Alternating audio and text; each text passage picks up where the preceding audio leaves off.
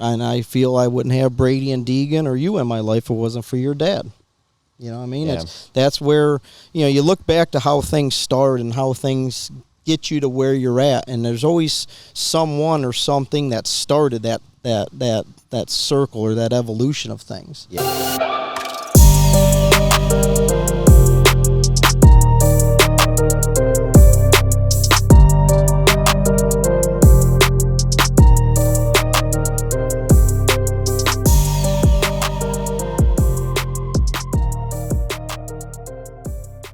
What's up, everybody? Welcome back to the Face the Nation podcast, CJFM, whatever. Here we are with like 6 podcasts, and I still don't have like an official name for this. But if you're looking for my main channel, link is down in the description. This is my second channel, and this is kind of where we put up these podcasts and get to interview some really unique people.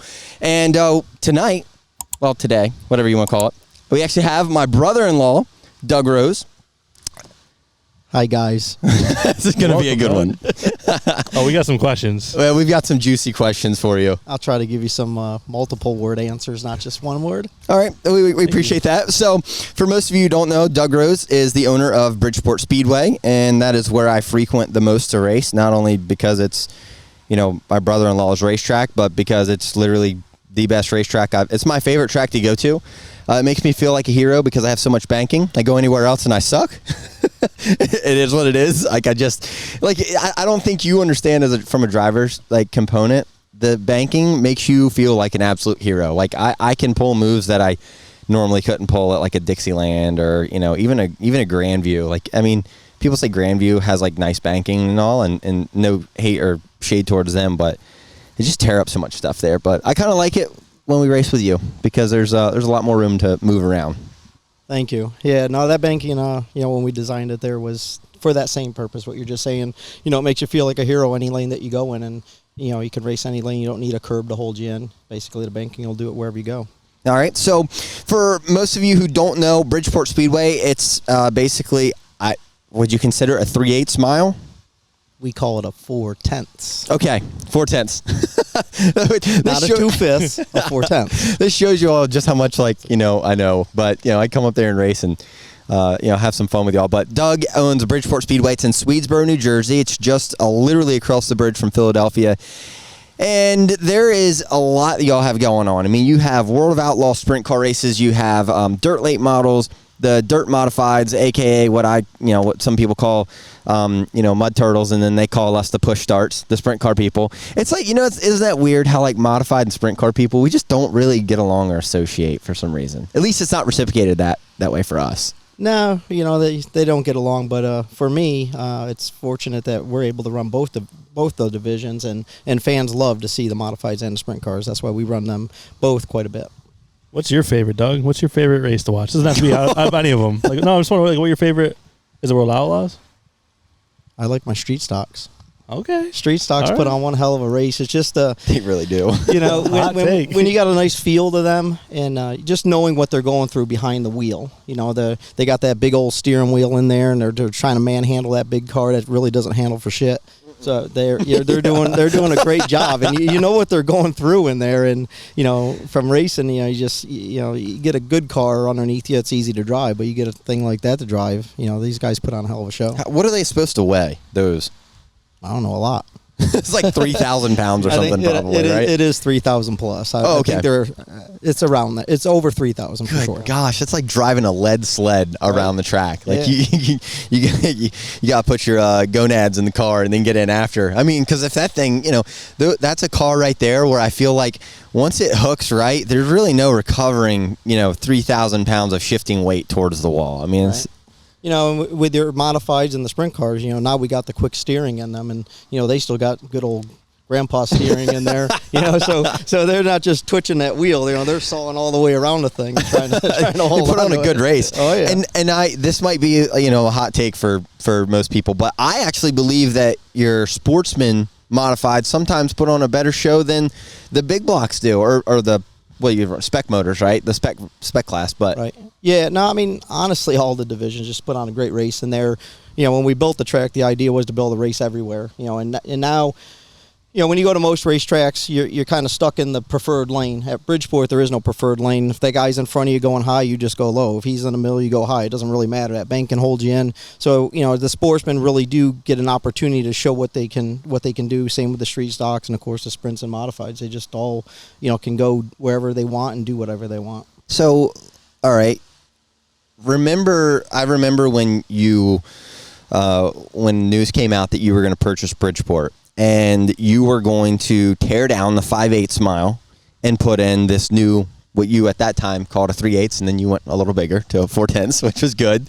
Right. In hindsight, that was definitely the move to make, because people can say whatever they want. The racing was okay at best on the 5/8. The problem was you put us sprint car guys on there, we all get stretched out. No one wants to watch that. The passing was okay, but overall you made the best decision, I think, for Bridgeport's future because of that. And I knew some of the people who were in the Save the 5/8 club with the t-shirts and stuff, and I was just banging my head against the wall. I'm like, I get it. I really get it. But did that at all affect your decision when you knew you were going to rebuild the racetrack? Did that waver you a little bit, or even did that not even cross your mind? No, I mean, that was when I went into this project. It was rebuild the racetrack or don't buy it at all. The reason I bought Bridgeport was simply because I liked the infrastructure from the grandstands back. It had a nice set of grandstands, the buildings behind it, the pavilion, just all the atmosphere behind it. The racing was, I'm just going to say like every other track. It was good at certain nights and okay at other nights, and, not so great on different nights. But, I had a vision of what would be good, and I got lucky. It turned out really good. And I had no interest in the racetrack unless I was going to redesign it and do it. That's interesting, because there was so many people. Your and I's dynamic, we are obviously brother-in-laws, but everyone would come to me and be like, "What's Doug doing?" And I'm like, I don't have a freaking clue. I have no clue. I mean, truly, the entire construction process, you realize this, I didn't come up there a single day. Right. I never saw any of it. It was the 5/8 for me. I snapped my fingers, and next summer it's a completely different facility. Yeah, I mean, when we built it, we kept the gates closed and everything locked up because we didn't want everybody in there seeing what we're doing, and plus we were busy. I mean, we had 3 months to build this place, and we didn't have time for chit chat and all that stuff. We'd show up there in the dark and we'd leave in the dark. That's what I'm saying. It was 3 months, and then not to mention so basically for Chris and everybody, context for this. As soon as race season gets over, it's mid-November. And your race season technically starts the first or second weekend in March for not most racetracks, but for Bridgeport. So you all literally had, and then you got to factor in holidays for the people who are working for you, helping that go through. I mean, there's so many different things: cold weather itself, the rain, the snow.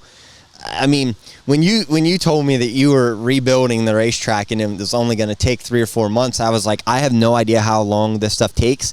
I didn't know any different. But when you were time crunching towards the end, it was impressive to watch. I mean, it was crazy. But to me, it was just, I walked in the facility for the first time and I was wowed. I'm like, this is absolutely nuts. And whenever we have family get-togethers, like, today we're at my pool, and everybody's hanging out, having fun. We talk a little bit of racing, but it's really not too terribly much. Like, we're not going super in depth about things. So, the Save the 5/8 crew, just because we're brother-in-laws, they expected me to know information, because I guess word was spreading at one point that you were going to keep it the 5/8. And I always tell people, I was like, if you have a question, ask Doug. I have no idea what's going on, but I'm so glad that you did that. So glad. Yeah, no, I mean, it turned out great. I mean, it's an awesome facility, and there was no doubt that we were going to move forward with that project and get it done. And, I was optimistic that we'd get done in that time frame. I had no clue if we would or wouldn't, but we were definitely going for it. I love that. Just punt from the 100-yard line right there.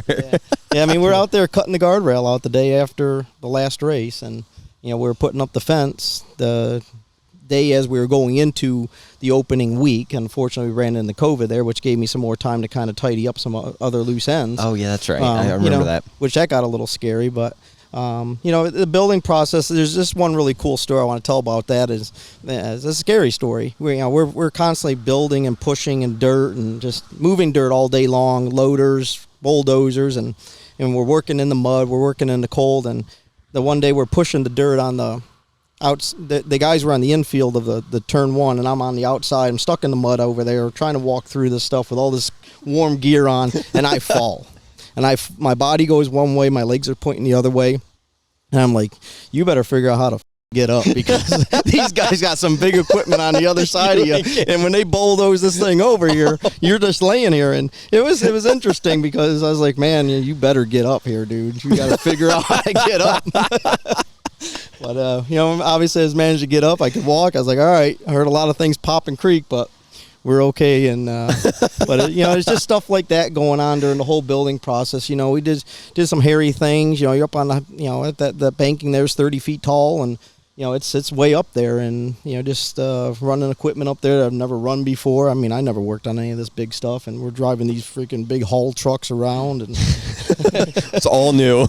Yeah, you hear some tracks. They brought in 30 or 100 loads of 100 loads of clay or 100 loads of material. We're moving 150 loads with the haul trucks, which haul 3 times of what a triaxle. That's what we were moving every day. We're moving between 100 and 150 loads a day. That's in the insane. haul trucks. Yeah. Wow. Yeah. What in the world? That's So, nutty. all right, I think from a racer's perspective, I have never in my entire life ever wanted anything to do with a racetrack. I know a little bit of your story. You've been in racing pretty much your whole life. I don't want anything more to do with a racetrack. This is it, right? This is an action track. Well, technically, yeah, you've got 2 racetracks that you own. So, I mean, to me, that's your life and that's your world. For the people who, like myself, just come there and race and then bitch and complain and then leave, because that's all we do.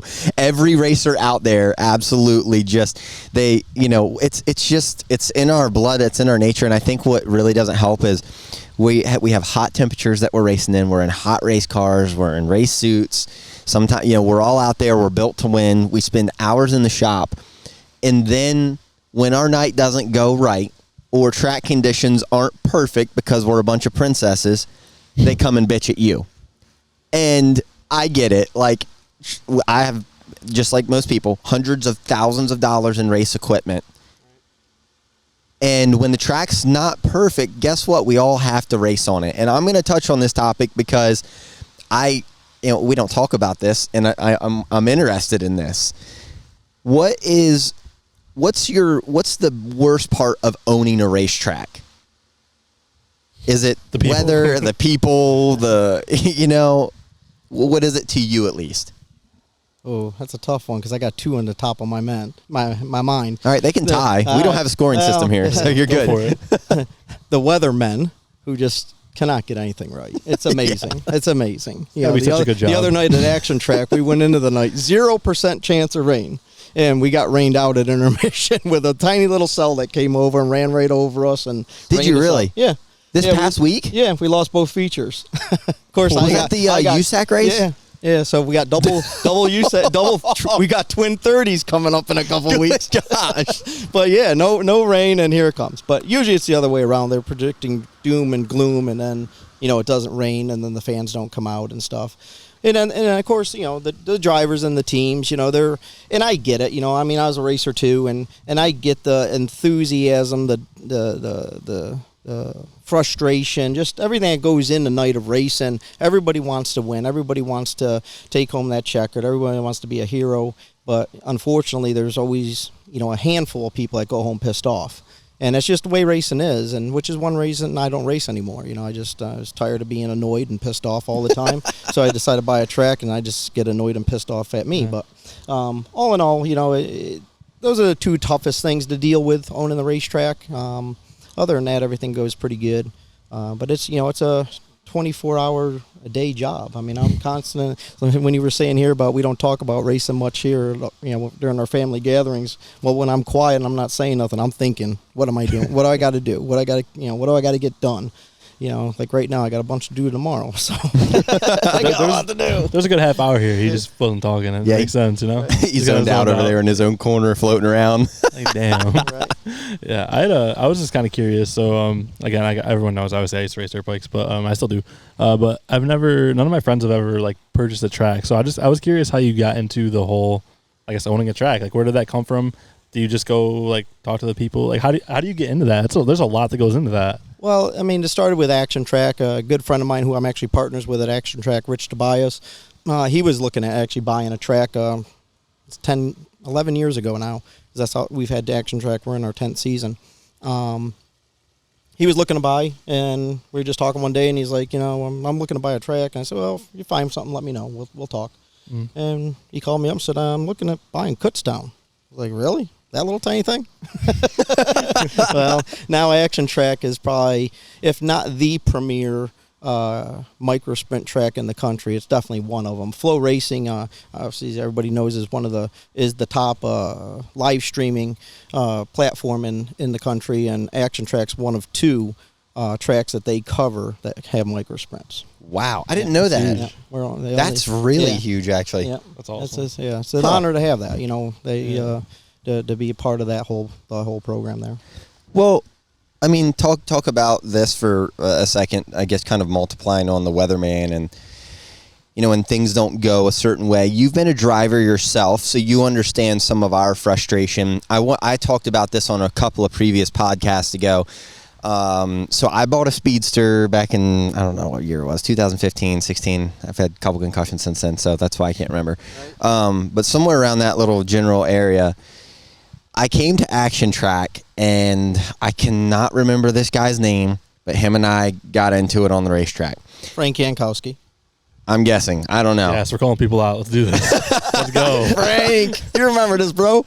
I was getting out of the car, and after the race, I was kicking this guy's ass. I've never wanted to fight anybody in my life, and I know I'm not a fighter.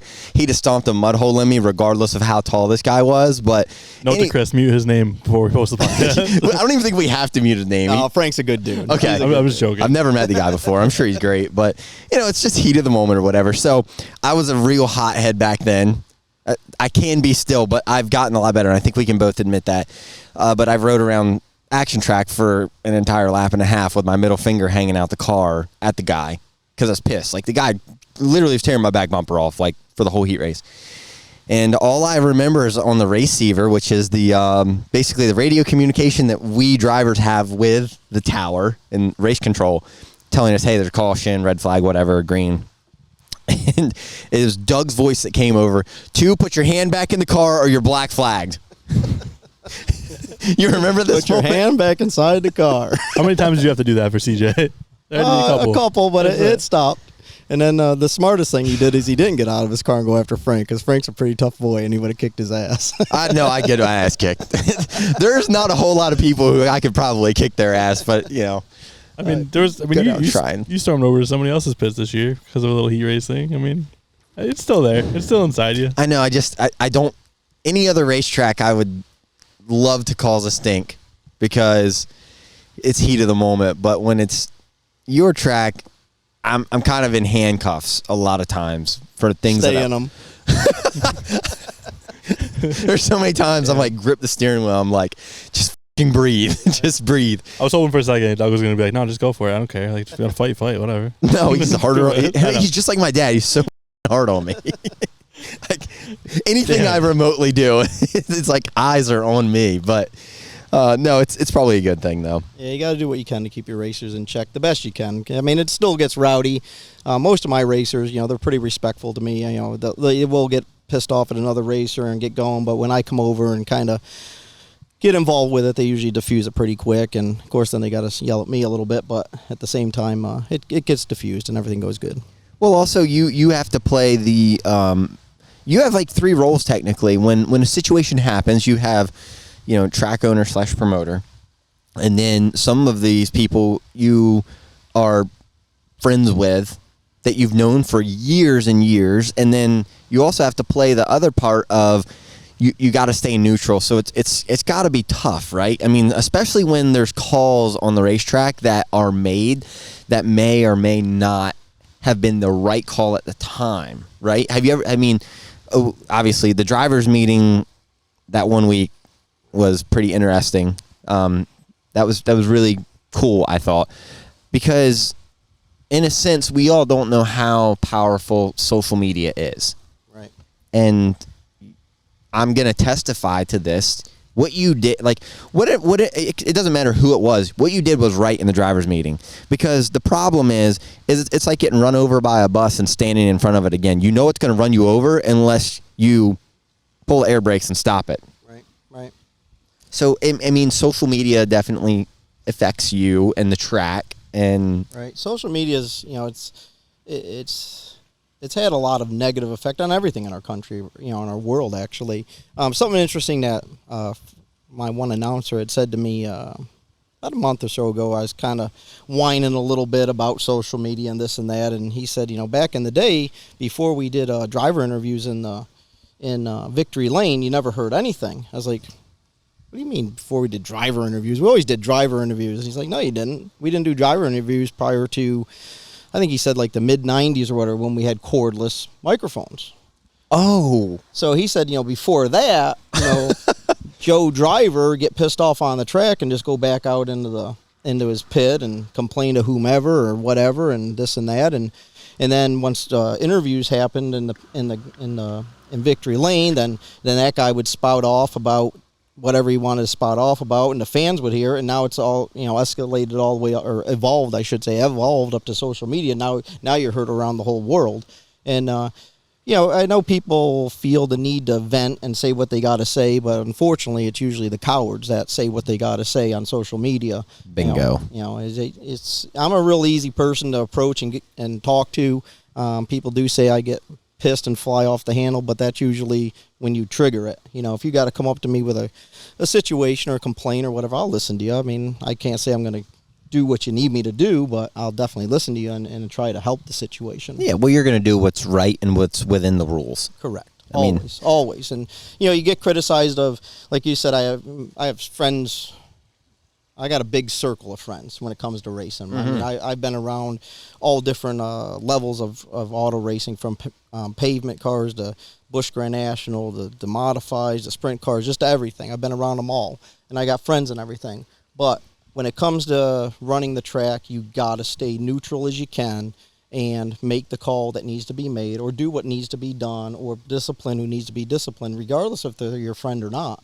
You just got to do that, because you got all your other friends, which are really customers, that you got to take care of too. So you can't just, if you go and do something, that affects my other 24 drivers or the whole pit area, I can't just let you do it. Bingo. I gotta stop it. And it may ruffle feathers for a day or two, but it is what it is, and we all get over and we all move on. It's one thing my wife says about me all the time. I get pissed pretty hard, but I'm over it in 5 minutes. That's probably a good trait about you, though. Yeah, that's tough. That is hard, especially with so many people coming up to you every night. Yeah. Oh yeah. Yeah. What is like the number one thing you get? I guess, is it like track conditions? Like, what's the biggest complaint you typically get in a night? It varies. I'd say the one that I guess you get more of is, little Johnny ran into me and hit me and this and that. And they want you to make a call on every little thing. One, you can't see everything. Two, I don't believe in having my officials making those calls, because you don't see. Everybody sees things differently. There's things that happen inside that car that cause little Johnny to run into you. You may, the guy in front that got hit, he may have done something in that car or tried to avoid something, and he gets smashed from someone else. And I learned a few years ago, I put a guy to the rear that I know I saw him come to a stop on the track. I know I did. I watched the video the next day. It wasn't even close. He never even came close to a stop. It was like, oh, okay. So it's you think you see stuff, and so back to what you're asking there. The drivers, they want you to make calls and do stuff, but you got to really be careful, because you're seeing everything live. And they want to say, oh, well, I'll show you the video. Well, that's great. Show me the video. I didn't have the video when I was doing it. You're not the NFL or NASCAR. Exactly. It's exactly. You have one camera. Yeah. And Dylan, if Dylan misses something. But it's not even him having the camera. I don't have access to the camera. That's true. So I have to see it and know what I saw or feel like I know what I saw. And it's hard to make that decision, on the spot. And 9 times out of 10, you don't make that call because we're not Kyle Larson. Okay, our racers are not Jeff Gordon, Kyle Larson, and even those guys make mistakes. Yeah, our guys aren't even near that level, and we all make mistakes. Doesn't mean I took you out on purpose. Doesn't mean I intentionally ran into you. I'm going to make mistakes. I'm going to run into you. And I've the issues I've had with racers when I raced, I always told them, hey, I don't mind if you run into me. Just don't turn me around.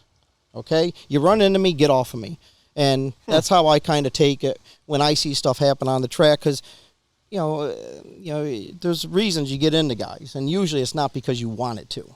You either went in too hard or they checked up or this or that happened. And, you're not doing it on purpose, and I don't feel like you should be penalizing every driver that did something, not on purpose. We'd be putting everybody to the rear all night long. No, it definitely makes sense. All right, everybody, really quick, if you have not joined Club Motivated, go to your app store right now. It's $9.99 a month. There's a ton of stuff. I'm not even going to list all of it, but we're having a ton of fun on there. We're doing FaceTime calls with members. We're giving out dinners with me and you. I'm taking you all on trips. I'm doing all kinds of crazy stuff, so you're going to want to join that. Go to Club Motivated in your app store, install it, create a profile. We'll see you there. Now back to the podcast. So let's talk about something else that might be a little bit of touchy topic too.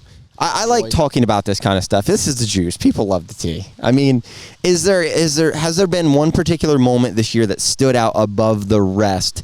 And what is a good moment and what is a bad moment that has particularly stood out to you? Anything.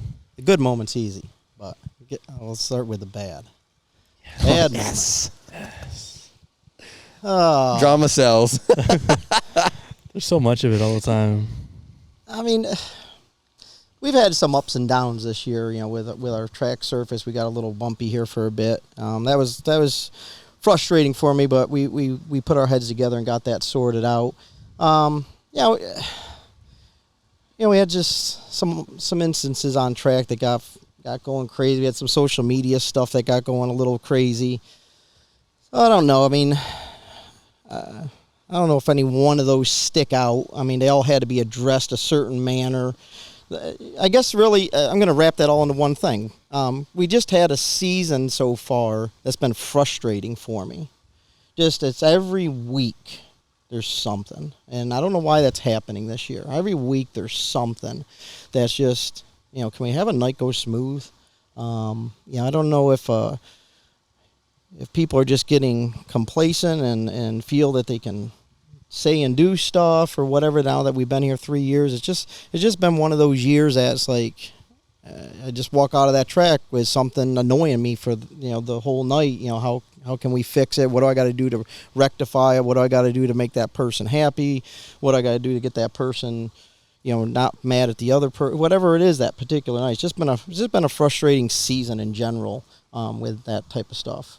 Well, remember when I did ask you about track conditions a couple of weeks ago? Yep. About, I like me, I don't have a first single clue about track prep. I don't. To me, if the track's dry, throw water on it. Or there's a river in the back somewhere. Yeah, river in the back. We got unlimited water. Right. You know what I mean? I joked around about that. But on the flip side, you told me, you're like, if I put too much water on it, the modifieds go out there and rut it up. Now we got a rough racetrack. Right. It's a fine line and something I didn't realize, at least. It is, but what people didn't understand is we had something odd happening to our track. We had no ruts in our track. We had no holes in our track, even though the fans or the people on social media, the drivers, whoever, were complaining about holes and ruts. There was not one hole or rut. What was happening is the track was moving. It was heaving. So with the moisture in it, it was just kind of moving that clay to here and making a ripple. So when these guys would hit those, it was just constant tossing their cars around. And so we backed off on the water, and that seemed to help the heaving part, but it had created all these ripples, and you can't really see them to the naked eye. I was talking to a driver about 2 weeks ago, and I was like, what do you experience out there? And he's like, Doug, when you're driving around under caution, the track looks perfect. But man, when we go, it's like knocking my head all over the place. And that just kind of, and I was seeing the same thing. I'm like, what is going on? These guys keep telling me that their head's getting knocked around. And so I talked to a couple other racetracks, and they gave me some thoughts and ideas. And another racetrack that I'm good friends with, they had their track prep guy call me, and he put in his 2 cents. He came and looked at some stuff, and we made those changes, and boom, night and day difference.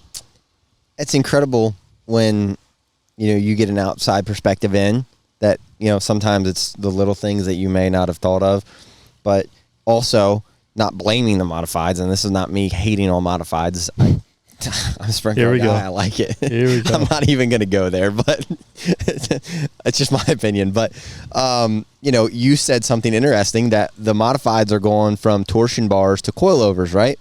Right. So that makes a big, because I was telling, that's what it was. We went to the boardwalk that next day, that Sunday, right? Yep. And I was asking, and I told you, I was like, man, I freaking loved the track last night. It was so awesome. And you're like, yeah, the modified guys are getting tossed around. I'm like, how the hell are they getting tossed around? Because we raced after them, and the track was completely awesome, smooth as hell. There wasn't it's a dirt track, but it wasn't cornfield the way you were describing it to me. Right. Well, it has a lot to do with the suspension. The modifieds have gone to coilover suspension, where you guys are on torsion bars. Torsion bars make any bump slow and lazy.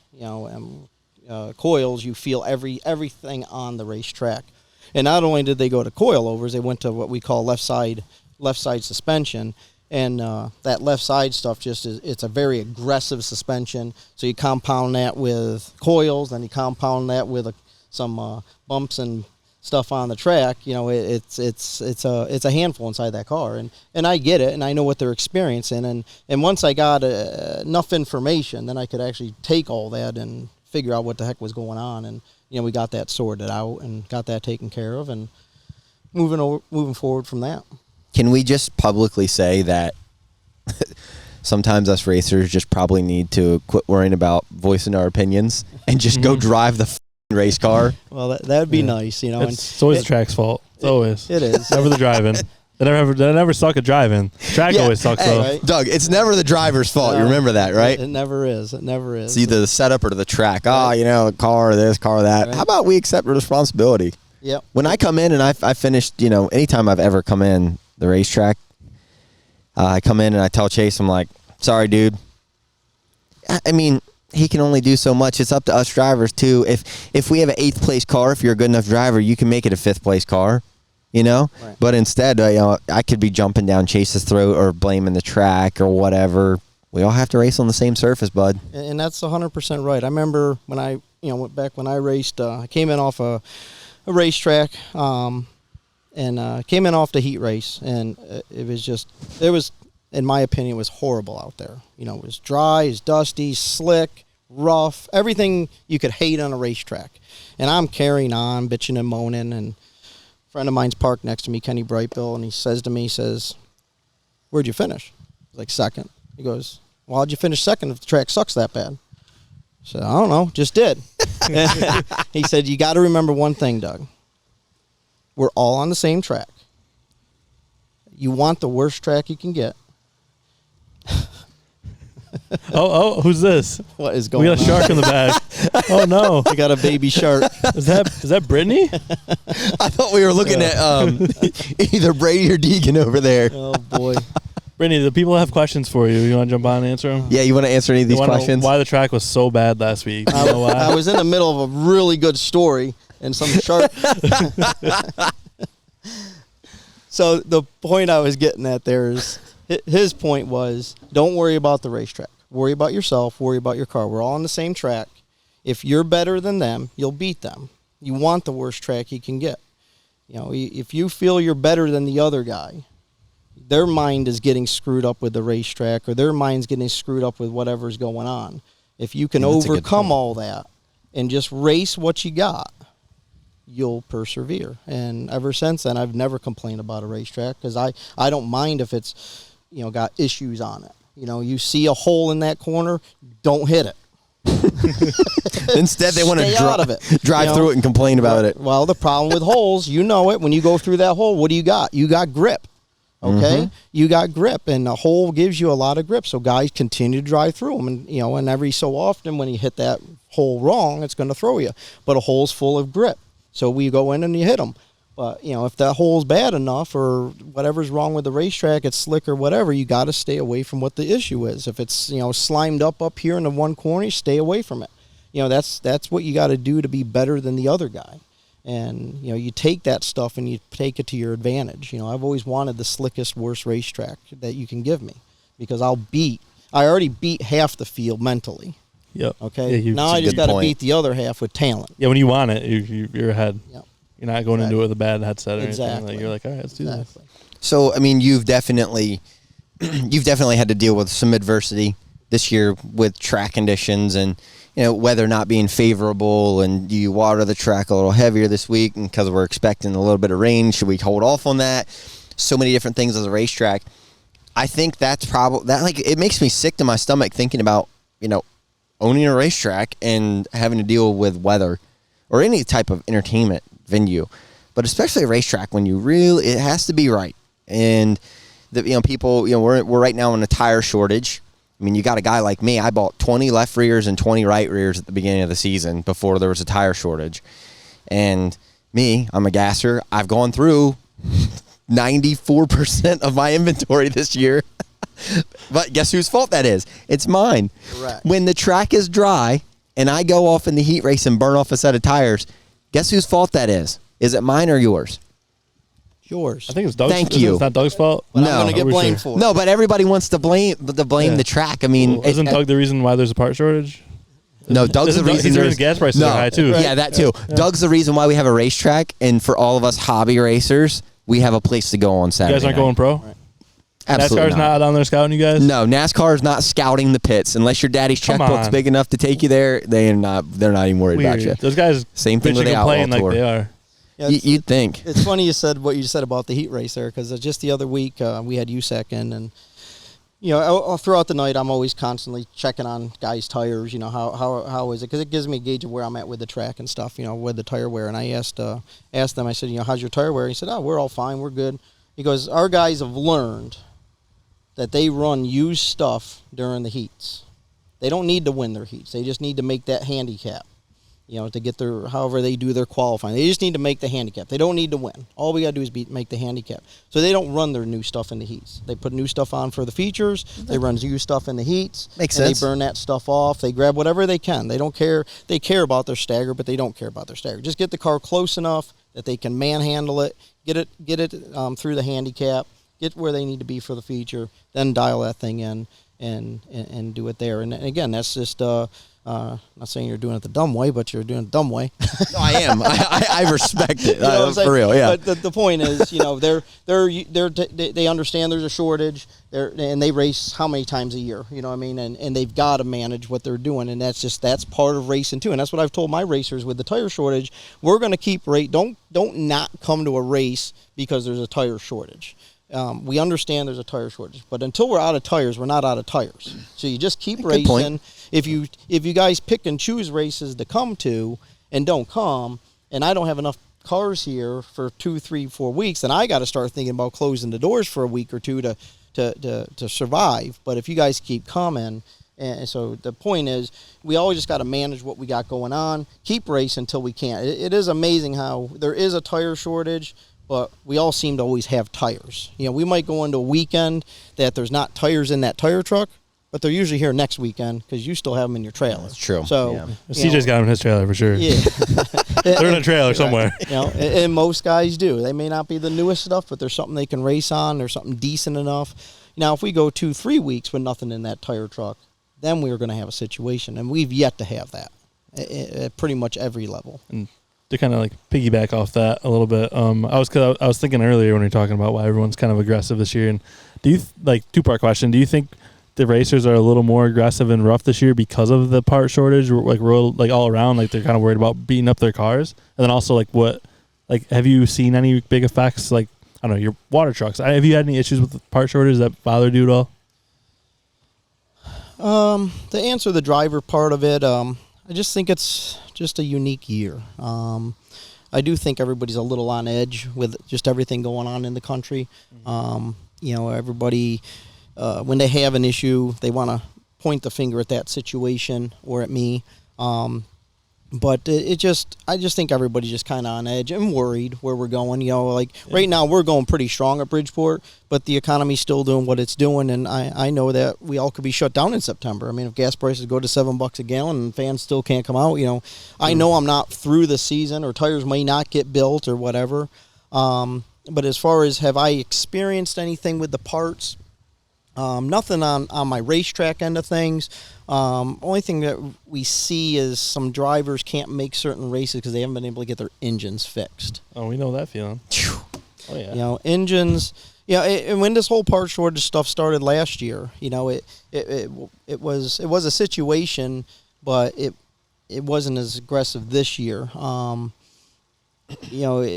Like last year, you couldn't get spark plugs. You couldn't get an oil temperature gauge or a water temperature gauge or whatever. But we don't put those in every week. We put tires on our cars every week. That's a good point. Yeah. Engines. It's unfortunately most of them are custom. Your pistons aren't just a piston off the shelf, so they can't mass produce anything. That's where that kind of is more of an issue with the engine stuff. A lot of that stuff is fits engines in a certain way. The 602 crates, but they can't rebuild. You know what I mean? So, that's a good point. Yeah, they do have everything that is kind of stock and standard or standardized, but they can't rebuild. Where most of our modifieds and sprint cars and stuff, your pistons are different than his pistons based on your bore sizes and all that stuff. So. That's a good point. You've not experienced any I was down there. I was talking to this Jim.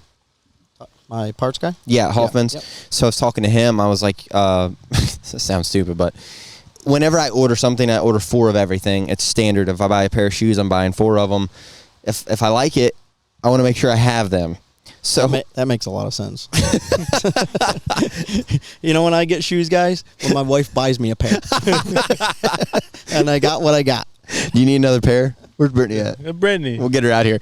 But I went down there, and I remember when I called you up, I'm like, hey, I need Jim's number. Remember I needed those radiator caps. Yep. Oh, that's right. Yep. So yep.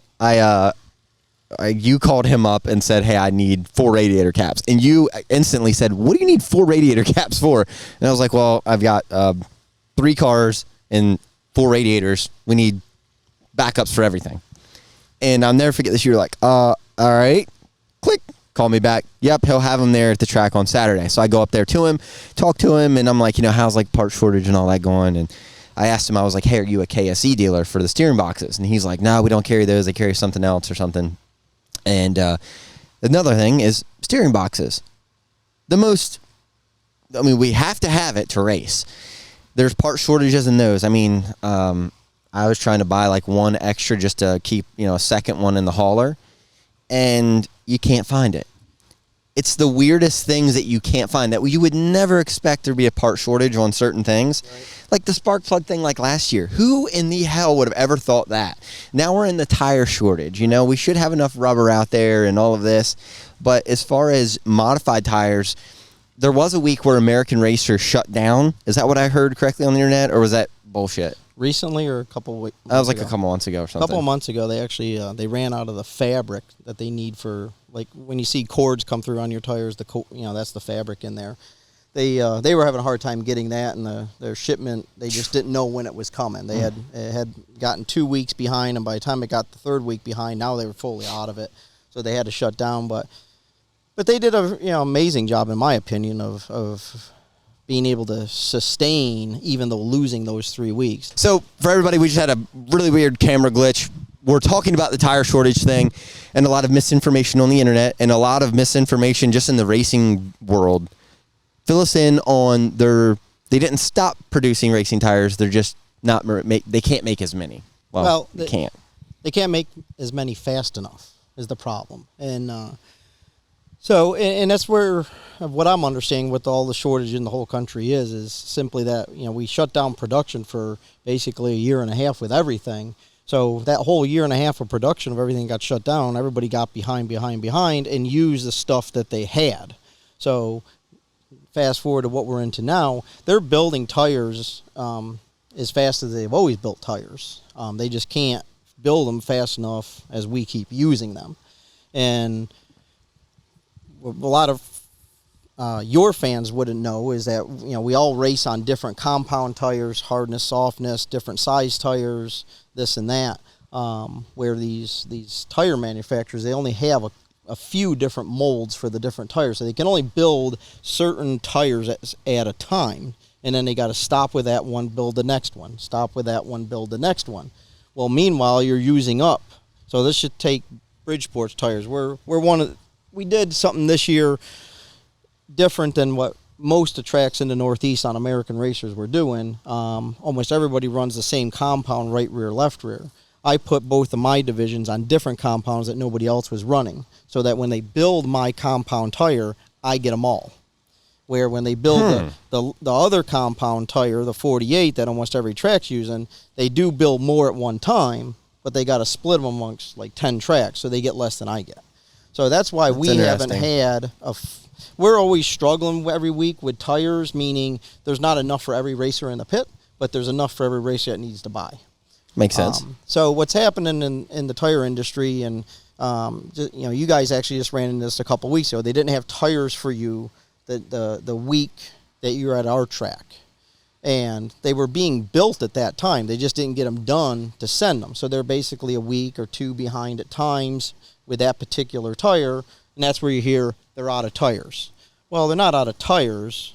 They have tires. They just don't have your compound tire, your size tire, but it's also in the process of being built, or it's on the schedule. It just seems like they're off.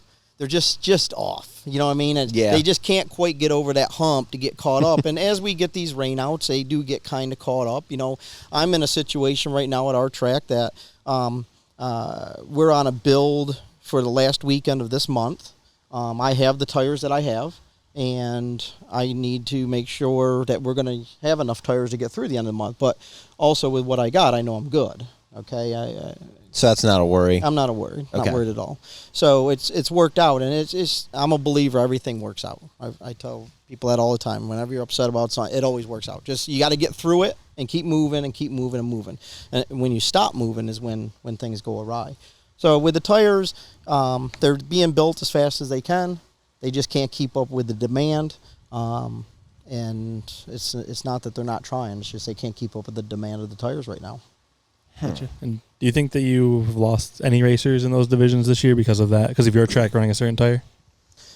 No, I don't think it's affected us in that manner. There might be a person or two that stayed home because they felt the drama on the internet that there wasn't that they're out of tires. That's what I'm talking about. You know what I mean? People. I'm not going to the races this week. They have no tires. Well, we have tires. You just need to make sure you get there and get your tire. So has it affected a few? Yeah, the negative Nancy's, but they probably weren't coming that week anyway. They just wanted a reason not to come. Exactly. You know what I mean? Tell their friends about it on Facebook.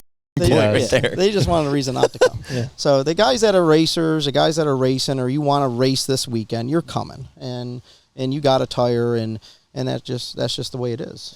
Yeah, and I want to touch on this. This may or may not affect you. You may not even think about this, but you know how like people complain? They're like, "Oh, you get the same winner every week." Blah blah blah blah. Talking about go down. So, all right, you got a guy like Ryan who does very well at your racetrack, but what they also fail to see, he does really well at other racetracks. Like he went down to some Raging Cajun thing and won that or something. What was that in the beginning of the season? And he went up in New York a couple of weeks ago. Chris was saying so like. To me, the guy, it's like this. We all hate a winner. We do, because we're not in the winner circle, right? That is correct. All right? And again, instead of taking some self-responsibility and saying, maybe I suck as a driver, or maybe our car isn't where it needs to be, they immediately revert to, that guy's cheating. Right. Well, I always see this. If you ever claim that someone's cheating, it's because you're cheating and you can't catch that guy. That is correct. Okay. So what do you have to say out there to maybe race fans or other racers that particularly think that, oh, Ryan's doing this or Ryan's doing that? Because, I mean, you can't take it away from him. The guy's a wheelman. Right. Always has been. I talked about it on another podcast, or I think it was the previous one. Some of my favorite moments would be trying to watch him and Pouch try to kill each other at New Egypt. You know what I mean? That was like a rough deal there for a couple years, wasn't it? Like, yeah, it was. Yeah, so with Ryan, Ryan's in a unique situation because of exactly what you just said there. His history with Pouch and his history with the way he was when he was younger. I mean, he's still a very aggressive driver, and he will. He's not afraid to rub you and do what he's got to do to win the race. But that's why he's a winner, because he does what he needs to do to win the race. He has mellowed out, in my opinion, over the years. A lot of fans will call, or other racers will call some of my other friends that are racers, over aggressive or whatnot. But that's why they're winners. But when you look at the big picture of when I say big picture, it's still a small picture. Just use the Northeast. Brandon Grosso at New Egypt, he's got 7 wins. Craig Von Dorn at Grandview, who's got, 5-6 wins. Ryan's got, I think, 4 in a row right now. Most racetracks have that guy that gets on a roll. Now, all those guys that I just mentioned, it's an odd year where it's a little over the top of on a roll. Ryan's got a good program going right now. That car's good everywhere. I mean, he's solid everywhere. He made a car change last year. I remember talking to him after he got in another guy's car, and he's like, I can't believe I didn't drive one of these cars before. Just like driving a Cadillac. We're getting one now. So when he switched manufacturers, jeez, right on. Yep, he got in the 30 car last year, if you remember that. Down here. Of Eugene's. Mm-hmm. Nice. Yeah, and once he drove that thing, he's like, oh boy. Now I know what a 440 feels like, and I know what a Bicknell feels like a modern day. And once he switched over to that, you weren't holding him back. And that's just where he's gotten strong right now. And he's just good. Last year in one of the heat races, I was like, you got to run every heat race so aggressively. Why you got to win? Just you made the handicap, just ride. And he said, Doug, I'm learning everything. This track's new. I got to learn. I got to learn what I can do and what I can't do. So he uses them heat races to learn. And I'm sure your other good drivers are doing the same thing. But that's the difference between the top drivers and the not top drivers. They're crafting their perfection every time they get on that track. And that's what a lot of fans don't understand, and other racers, they understand it, but some of these guys just one, are better. 2, find that better setup. Doesn't mean they're cheating. Most of your guys that win, they can't cheat. They're in tech every week, and then of course the track is criticized because we don't tech them. Well, you tech this, you tech them, and you just don't find nothing because there's nothing wrong with them. The other week, most racetracks kind of do the same stuff week after week. And, just 2 weeks ago, I asked our tech guy, what did we do this week? And he said, we put them up on stands and we went through their whole drive line. No racetrack does that. Went through the whole drive line. I've never heard that happen. From the transmission all the way to the rear to the axle, pull your axle, pull everything. That just, again, catches those guys a little off guard. You gotta check unique things and just look at things. And guys, you need a pump and whistle or do this and that. Well, most guys that know they're going to be in tech, they know where not to work in the gray areas. So they work somewhere else. And so you check them in other. And Ryan's been in tech a lot. I mean, the Pouches are in tech wherever they go a lot. Just Von Dorn, all of them, all the good guys, they're in tech. And they know not to push the envelope and they don't usually have to. Their stuff is perfected. It's good, and then obviously their talent level and their experience is what makes them as good as they are. Well, you look at Ryan. He raced against Pouch at New Egypt for how many years? If you're racing side by side with somebody as good as Billy Pouch, you're only going to get better. Truly. Yep. That's how it just goes. And that's why we have, when I first started hearing the field of cars we were going to have at Bridgeport, I was actually a little worried that guys would leave because the talent pool at Bridgeport is unheard of at a weekly racetrack. But most of these guys, they want that challenge of getting better. Yes, Ryan's winning everything right now, but for them, now those guys are going to these different tracks, and it's much easier for them because they're running against the best guys week in and week out. Just Jordan Watson. He came up with us this year, and he's run good. He's run strong. He's not winning every week, but he went back down to US 13 the other night. Boom, wins right off the bat. Yeah, and he's solid. It's just talent pool is different. Yep. At different places. And nothing against anybody, but like when you only run, one particular racetrack, and sometimes the talent pool at one track is definitely much larger than others. When you go away, it really shows how good your program is put together. Like Ryan, last year he did great too at Bridgeport, and truthfully, I don't know much about modifieds, but whenever I've watched on Flow, I watched that race replay after we were talking about he won the Cajun thing down there, and I was like, all right, cool, I want to watch that race, and you can tell just how good he is because of his, credentials that he has built over the course of so many races, so much money spent. Because I also read a little bit. I actually might want to get him on a podcast at some point. But I read a little bit into him about he went and did the Super Dirt Tour. You're racing against the best of the best guys. You're only going to get better. Right. So, I just think it's unfair for people to, start pointing fingers at other people. I can base this from personal experience. I've been in the Mid-Atlantic Sprint Series since 2018. I've not moved up. I've stuck with this. The competition has literally gotten harder every single year. Even last year at your track, Kevin Nagy won almost every race. Right. And now you've had a different driver win every single race at Bridgeport so far this year, except for one, because I think Dave Brown won 2 of them. Okay, yep. But other than that, it's all been first-time winners of the season and stuff, which has been really cool to see. So I can testify to this. I feel like in the Mid-Atlantic Series, we're racing against the best competition we've raced at yet. And it only makes our program try to get better and better and better. And I do really well at Bridgeport because I can really lean on the banking, and it's my type of racetrack. Hammer down fast, run the fence if you can, hope and pray to God that you don't get bit by Bridgeport. I feel like it's like a miniature Monster Mile. It's like a lot like Dover. Right. When things go wrong, it goes wrong fast, but you have got to be on the edge of out of control every lap.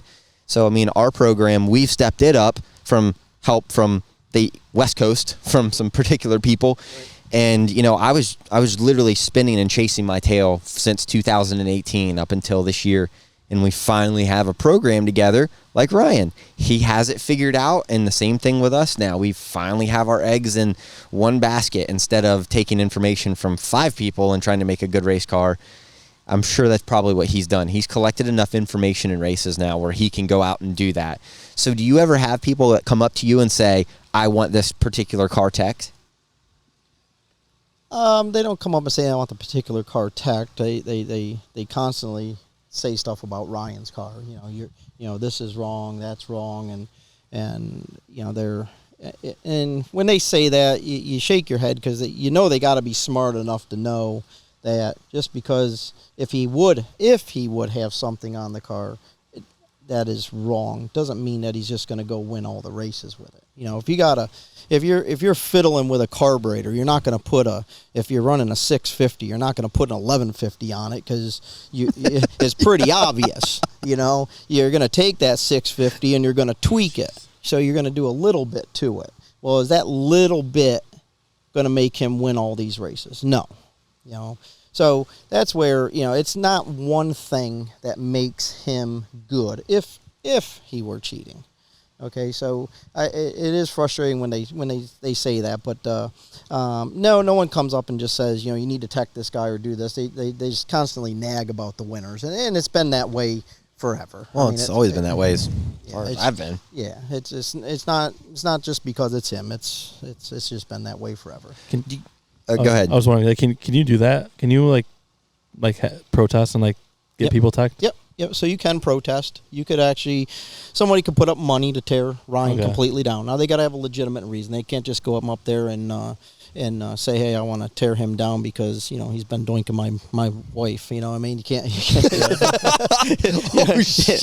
You can't. You can't just protest somebody. You got to have a legit reason. So I wasn't sure. Yeah. So jeez, it's a good reason. For sure. But you can protest a guy, but that's where now you got to put up, and it varies upon what you want to do. So say it's $2,000, $2,500. So you got to be pretty confident pretty confident Something's that going thing's illegal. Because if it is not illegal, Ryan gets the money. Yep. Okay. That's all good. right. Oh, wow. All right. Yeah. Yeah, So there we Ryan go. gets the money. Now we get a small portion of it for the efforts of going through the work. But basically, Ryan gets the person getting protested if he's not illegal, because now you tore all shit apart. Yeah, it's true. And then he gets paid. Yeah, and he gets paid. So, but usually you got to use that money to put your stuff back together. That's what the Exactly. purpose for it is. So Yeah. That makes sense. like the 602 Sportsman, to protest one of their engines because they're a sealed engine, it's $6,000 because they Good can't gosh. they can't just put their engine back together. Their engine, once we take it apart, is junk. Jeez. Okay, Jeez. So They it's a new can't- engine. So they got to go buy a new engine. So you got to give them enough to go get a new engine if he's legal. Gosh. So that halts the people that they want to complain that someone's cheating, but it's rare that they put up the money Wow. because they'd rather just talk about it than actually do it. I'm so glad I asked. That's amazing. That's amazing. It's like the every race we've been teched so far this year. It's like the past 5 races past 4 races Yeah, we've been teched like really, really hard. And I look at the Mid-Atlantic tech process. Couldn't even talk. I don't know what your all's is like, obviously, because our series stands alone from that. But in particular, is there anything like I know Mid-Atlantic, they check something different on my car all the time. Harris comes down there to the trailer almost before every single race. He'll look over the car, all this kind of stuff, and it's always something different, and it's never said what they're going to do, which is obviously keeps us all honest. But what exactly your tech process? Is there anything that anybody's ever been like, I wish they would do this in particular, or no? I mean, because you're taking the driveline part. Like I've never heard of a racetrack doing that, so. Week after week, it's I wish you would do this.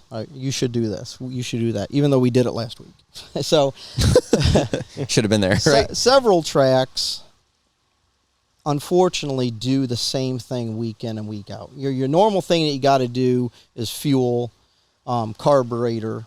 If you're a sealed engine, check the seals. So tracks, I don't want to say cheat the system by just checking those 3 things, but some tracks, that's all they check, okay, unless it's a bigger show. And to me, that's not the way to do it. Then there's some other tracks that'll do those 3 things because that's kind of standard and throw something else in on top of it. Okay. And mix it, kind of what you just said with what Harris does. And that's good that he's doing that. It keeps you from doing things because you don't know where to work on your car if you're willing to go that extra area you're not supposed to be in. You don't know where you can go. Right. At a track that's doing the same thing week in and week out, you know where you can go fiddle around and, Right. not have any issues. Pretty mundane. Yeah. So, but to answer what you said, do people say, wish you would do this and that? It's always that. It never ends because no matter what you do to somebody's car, oh, that wasn't the right thing. You needed to do this. Yeah, Because makes sense. again, they're just not winning and they're Frustrated. yeah. Yeah. Yeah. So, talk about frustration kind of leads into the next topic. Racing is changing as far as my eyes, I see it. I'm an outsider looking in. I don't race every weekend. I race for fun. I don't race for a living. I don't do this for a living. But I see how flow is affecting racetracks. And I think this is a dual-edged sword, and you can really hit on this because you feel it. You feel that pain sometimes when people stay home versus come to the racetrack. They used to have to come to the racetrack to see good racing action. Now I can pay, whatever it is a month, Flow Racing, and I can sit in the leisure of my home with my own soda, with my own sandwiches, and watch racing. It is basically helped and hurt. It's helped race fans, hurt racetracks. It's helped and hurt drivers. I've got sponsors on my car that love that there are numbers looking great on Flow. But on the flip side of things, too, it's not fans in the stands actually getting to smell that methanol fuel and just the tires and just the exhaust, all of that. There's a big difference. As a track owner, give me your perspective on it. Because I know this is changing. Chris, this podcast is going to go about 7 hours and 42 minutes, and we'll just get through the first part. Is that all right? I'm good with that. Yeah, this will be a lot of content. Should we This start is with? good. People All right. love the juice. So first thing, Dylan, you're fired. Sorry, bud. No more Flow. We're out. I'm just kidding. It is a double-edged sword. When it first came in, it's funny. Actually, before it first came in, we had guys going Facebook Live, and it was content, you know. Right. And I had a good friend of mine. He's Facebooking Live in Action Track, and I went over and I got in his shit about it, and he got all offended and upset, and he said, Doug, you know, how many people? What does this really matter? You know, who's watching this? I mean, it's crappy content, and it's like, you know what, you're right, and so I let it go, and we had a good talk that week, and then just about 2 months ago, I ran into him. I said, see what your Facebook Live turned into? And he's like, yeah. Yikes. So it's turned into Flow. Great content. Expensive. Good. Sorry, go ahead.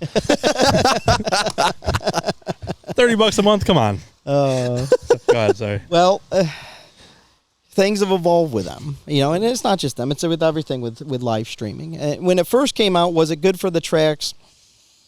It did give you recognition throughout the country. I think it's one thing that was great for Action Track. It gave a small car racer the opportunity to race in front of a national crowd, and that was something that I promoted quite a bit. I don't know if that really drew the drivers to us or not, but that was something that I pushed. It definitely put Bridgeport on the map. Again, throughout the country, several racers from all over, you know, already knew what to expect when they came into Bridgeport. They saw what it was like. They wanted to race Bridgeport.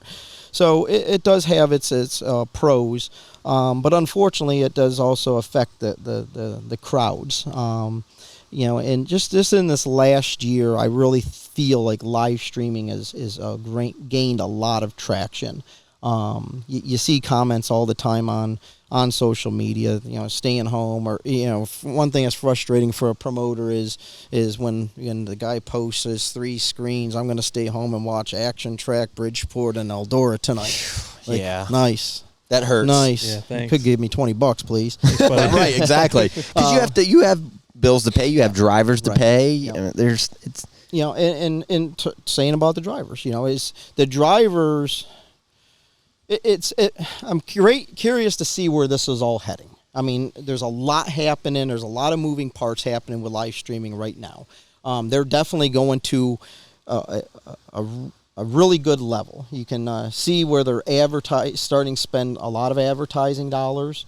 You're seeing them on Cup cars and sprint cars and this and that. You see the new sprint car series coming out that's backed by Flow. You see the late model series that came out this year that has the 25,000 plus to win, that's backed by other live streaming there, which is good. Unfortunately for the tracks, we all went into contracts 2, 3, 4 years ago. I got one contract coming up this year and another one coming up next year. The question is, are we going to see some of that compensation too? quote unquote TV money. TV money, exactly. Just like NASCAR and Correct. the tracks get. Correct.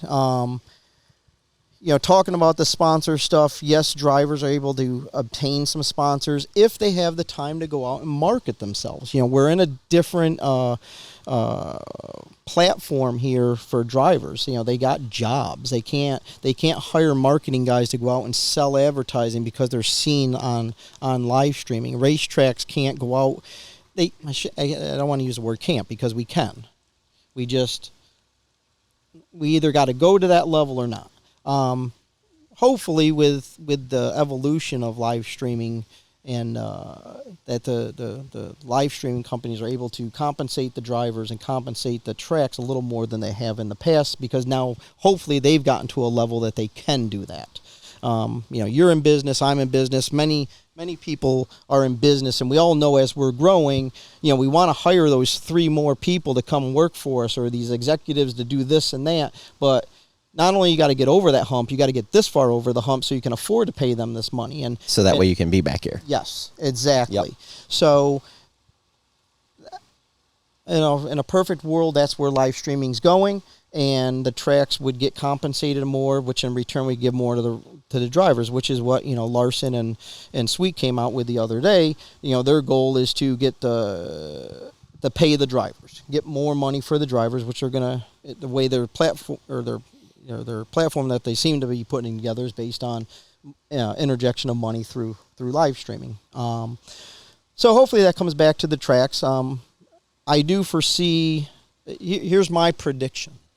All right. I like this. If tracks don't get compensated enough, tracks are going to go away. Agreed. Okay? Yeah. How many tracks? Can't answer that. If live streaming decides that they are going to pay tracks more or drivers more, that would mean they can't afford to pay all the tracks that they currently have. So you're talking about taking from 100 tracks down to 30. Could be. That number, theoretically. Could be. Yep. So But I see what you mean. So that's exactly what I'm saying. So if they're what they'll do then is, they'll pick the tracks that have the best content, or film the best, or show the best, or have. Now at the same time, they need the one good thing about the new sprint car deal, and I'm sure it's planned this way for a reason. It's midweek. Okay. Of course. Makes sense. Which is a good thing for Action Track. We're midweek. Saturday nights, you got X amount of tracks. That's probably where the bulk of your tracks are. Friday nights is probably your next level. So that's where I would say cuts would come. Talking to a couple of the USAC guys just a little while back, another hope or thought is that you pay. Now you've been saying something about this $30 a month. I thought Flow was like $150 for the year. Is this because of the Mav TV deal? I don't know. Every time I go to sign up, it's like $29.99 a month or $150. Like so up front. $150. Yeah, but you have so the if you option. paid up Yeah. front, Yeah. it's a Yeah. discount. Some people that don't makes want to pay. sense. Yeah. 'Cause, I mean, What is it? So reach into your other pocket and get out the $150, so I don't have to hear about the $30. No, but what was said to me. So here's what I'm hoping happens with live streaming. They decide to pay the tracks for X amount of tickets per race. Okay. Right now, the amount of tickets that they pay, most tracks feel that we're losing more than we're gaining. Now, granted, on a nice weather night, you're not losing anything. Yeah. Or going to that, keeping that $150, but every time you want to watch a race, you got to pay $1 or $2, and that goes to the track. Yep. And that would help the tracks stay in business. I like that. What I saw, what really sticks out to me is the COVID year with NASCAR. There's a reason NASCAR was able to race without fans, and that was TV money. Yeah. Good TV point. money did two things for them: gave them the TV money and gave them their sponsor money because they could race. That's a solid point. Yeah. So that was enough to allow them to pay their bills, pay their drivers, pay the point fund, pay everything. We need live streaming to do that for the tracks. We need to maybe not completely race without fans in the stands, but feel comfortable that on a night that it's 40% chance of rain, where you feel like on any other, if you didn't have live streaming, I'd be going for it. Right. But because of live streaming, I got 40% chance of rain. I got to decide if I'm going. Now you got a 50% chance of that fan that was maybe going to show up, of even showing up at all. Correct. Probably So- even less. So now if you're compensated halfway decent enough, three-quarter decent enough, comfortable enough, you'll just continue forward like you would have continued forward. Because you'll have your TV money, you'll get the few fans that you'll get, you'll be able to still put the racers on the track, you'll still be able to give content to the live streaming. So that's where, because right now most tracks that I communicate with, which is a small number, compared to what's probably out there, most of us feel that way. We got to be careful going for it on certain nights because of those of us that have the live streaming. I can see that, yeah. Right now with Action Track, I have no intentions on continuing with Flow next year unless the contract changes. Bridgeport the following year, same thing. I don't plan to continue. It's just live streaming has gotten to that level that things need to change for us too, as it's evolving for them at the same time. Well, I think it evolves in more ways than one. You think about this. So let's just say this theoretically. We get to a point in the economy or something like that, tragically, where we're all paying $10 a gallon for gas. And then now less people are coming to the races. They're staying home. They're watching it on Flow or Dirt Vision, whatever series you want to follow. Then the bigger problem comes into a lot of these drivers. Yeah, they are compensated for driving, but really their bread and butter, that's their merchandise sales. So the less people in the stands, the drivers saying, hey, there's a reason why I've never really promoted, hey, go watch my races on Flow, is because first off, my contracts and YouTube and all of my media agreements, I can't unless compensated for that. Same reason I very rarely can post about where I'll be and certain things. So it is what it is. Like, not saying that you compensate me for Bridgeport. It's a family deal, and all of my media agreements understand that. But if I go out there and I'm promoting, hey, I'm going to be at this racetrack and blah, blah, blah, blah, blah, it's a conflict of interest where these drivers need to promote for fans to come there and meet them or want to buy their merchandise. So what happens is when Flow finally grasps like that 3/4 of the fans that, like myself, if I had the choice of driving an hour and a half to go watch racing or watch on Flow and get yard work done or clean a car or something like that, I'd probably end up staying home if I had the choice. So now the driver is affected because of merchandise sales are now down. It hurts everybody. So it helps and hurts. It's just Flow has got to, on the back end, burden that blow to the drivers and the tracks. One suggestion, hopefully somebody with Flow, if you want my 2 cents for what it's worth, you need to, in some of the advertising on there, if a person, Sheldon Hodenshield, I'm great friends with him.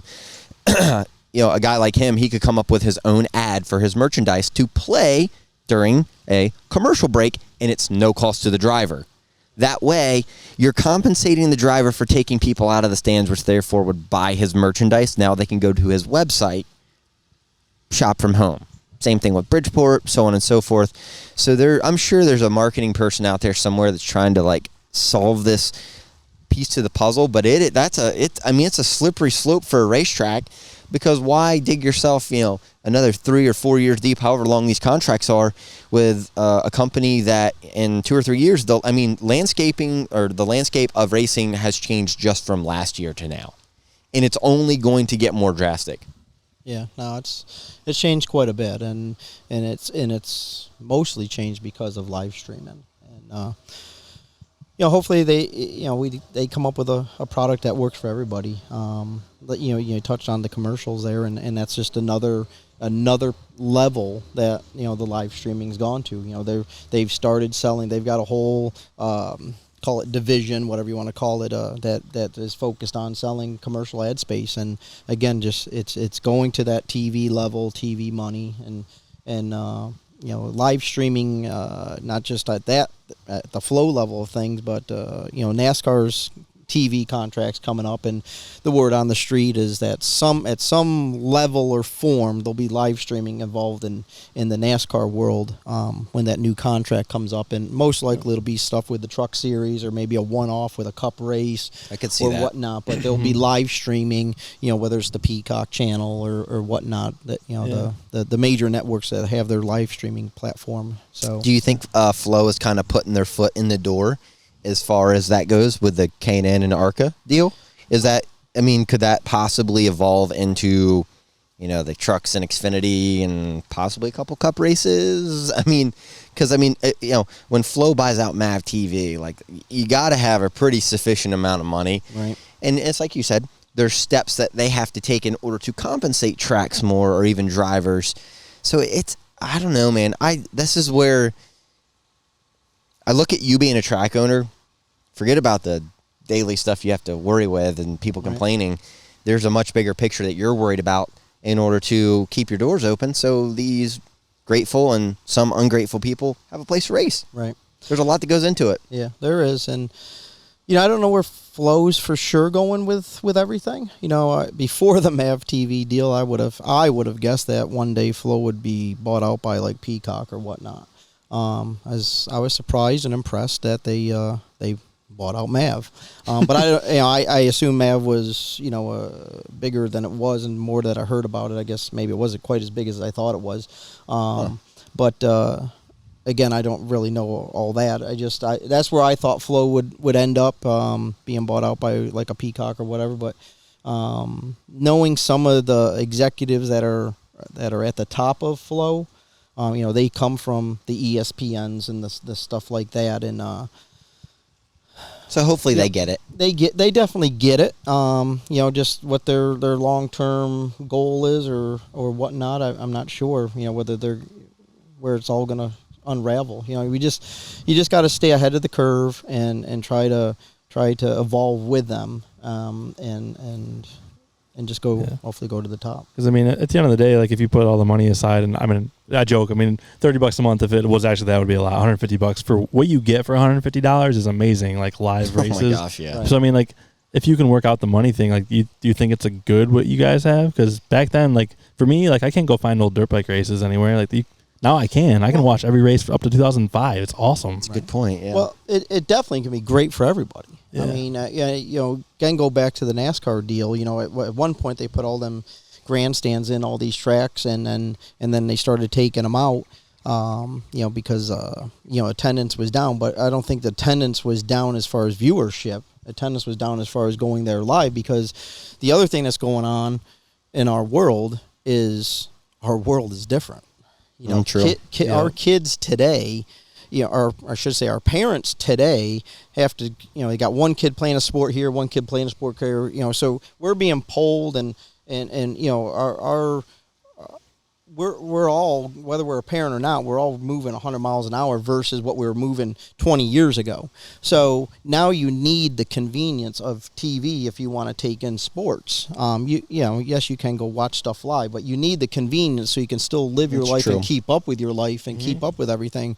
So with dirt track racing, or just say the grassroots level that you primarily see on Flow, this can be great for us.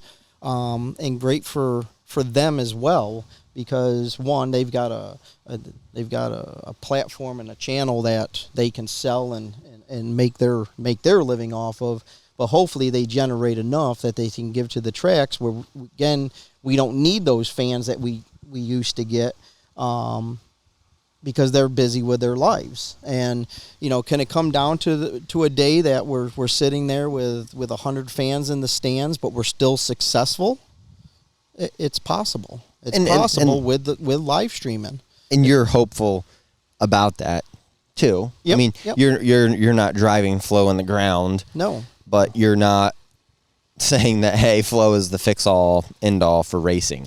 No. It will be one day, but it No. just I guess the evolution of it hasn't occurred yet. Yes, as long as the evolution just continues to grow with all of us, it can be good for all of us, and I feel that'll happen.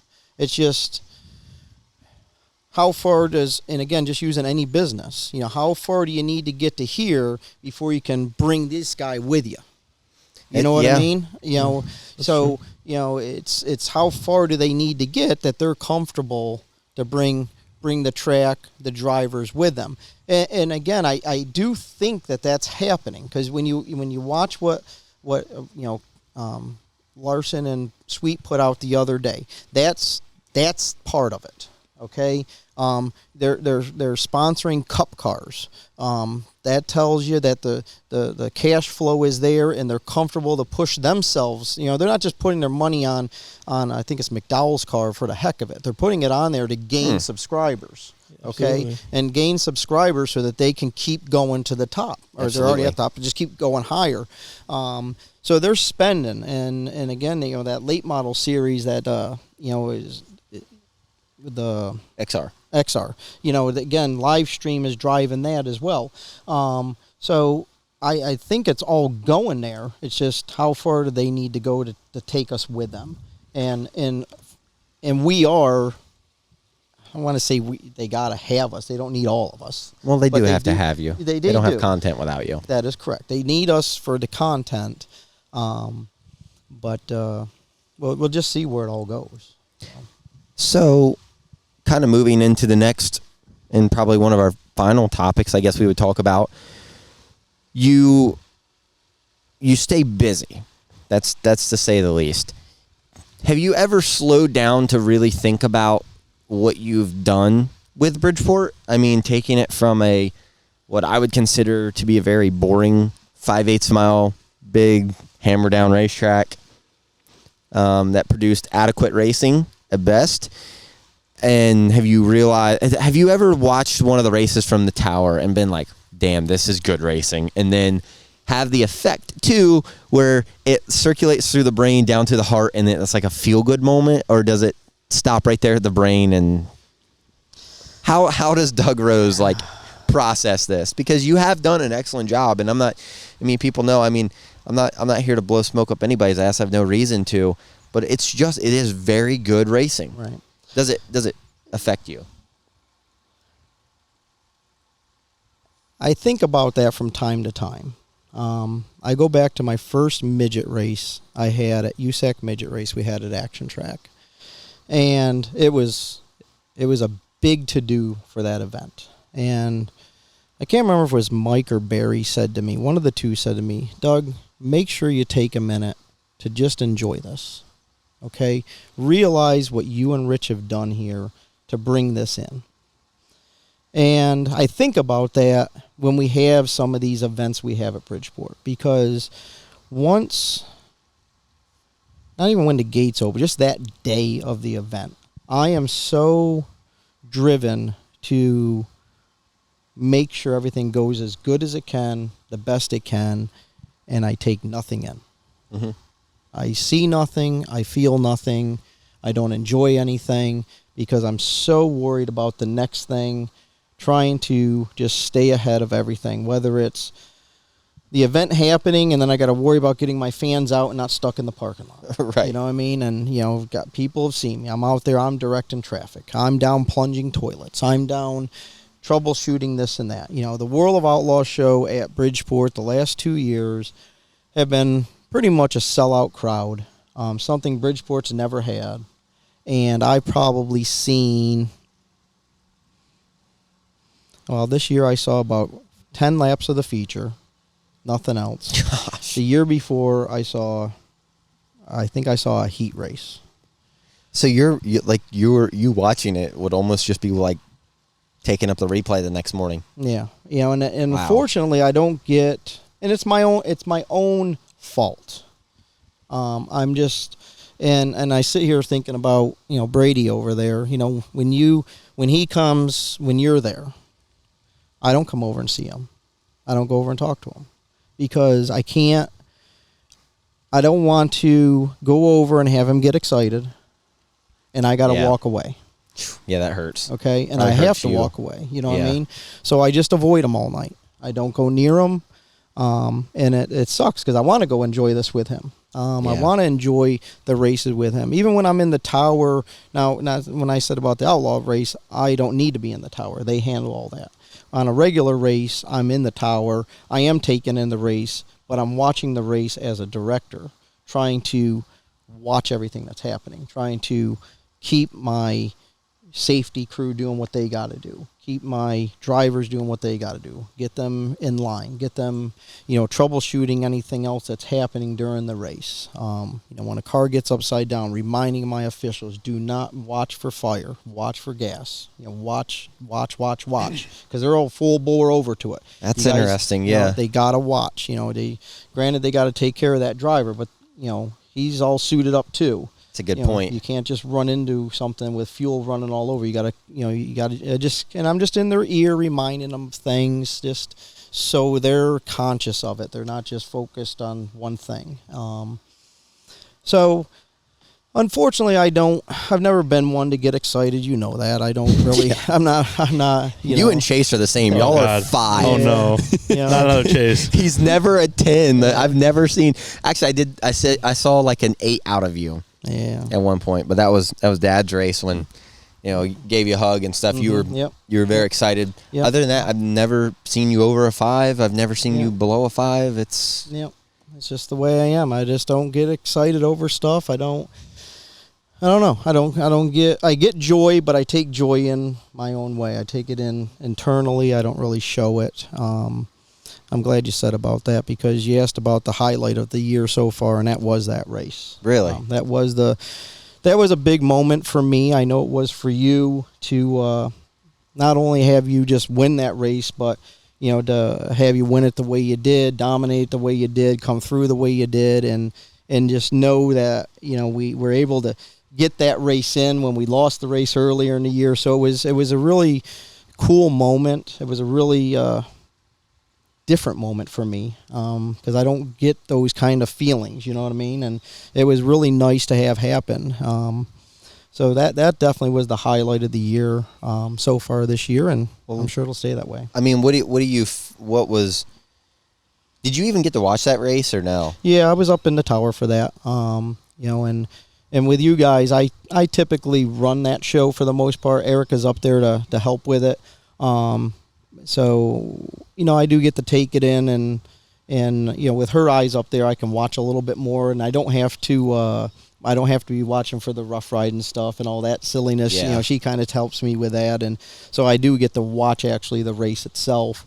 Sometimes I'll get watching things I don't need to be watching because I forget I don't need to worry about it. You know what I mean? Yeah. So, no, that one definitely got to take in and just you say about the guys winning and cheating and all this. If people would look at your car, the attitude of that car right now, no wonder why it's running as fast as it is. It's just the car's so smooth, and I don't think it's the guy behind the wheel. I'm pretty sure it's the car.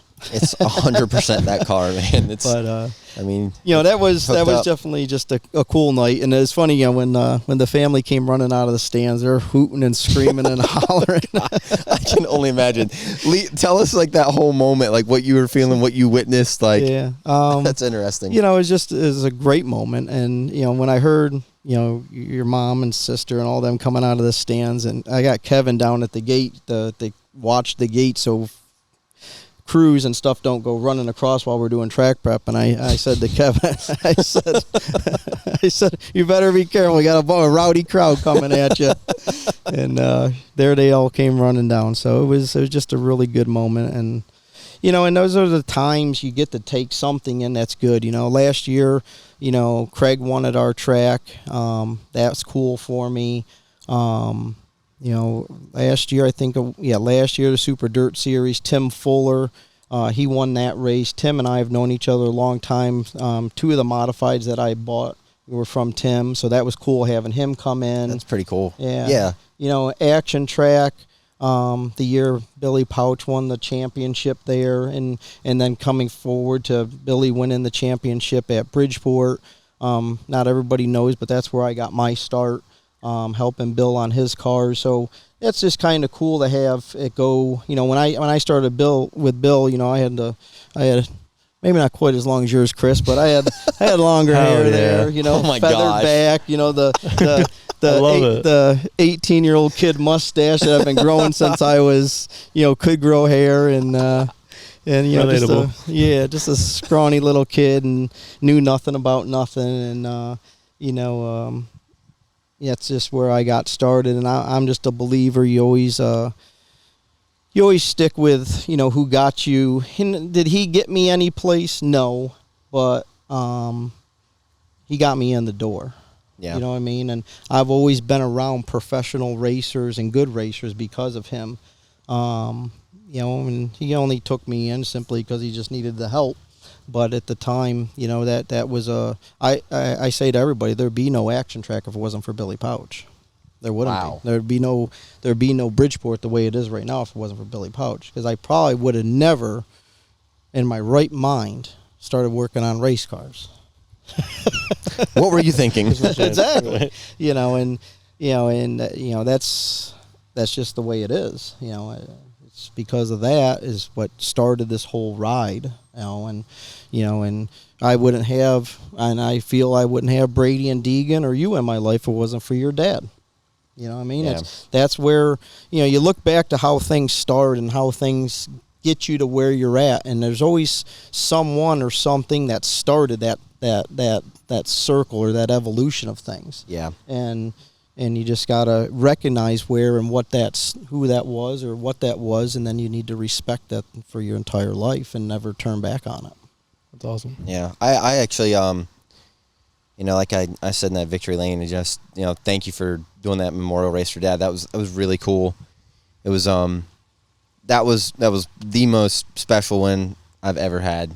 Over all the stuff I've done, all the places I've traveled to, that one takes the cake. and I'll never forget this. This was, I don't know what year it was, but for all of the racers watching, you all know how rowdy motorsports gets.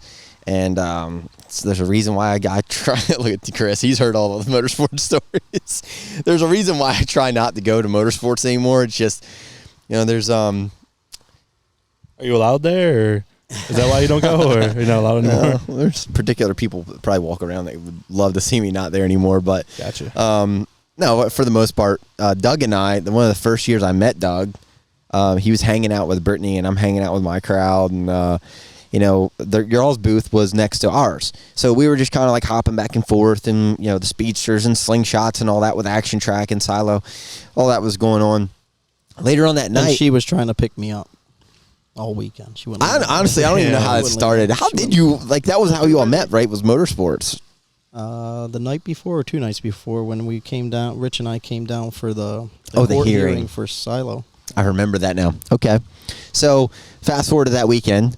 I mean, this was back. I mean, I was never a drunk, but like when I drink, like I go, I'm full throttle, hammer down. There's no stopping. And I remember one night at Motorsports, you and I are on the table, like next to the dance floor, and we're dancing on tables, and it was just.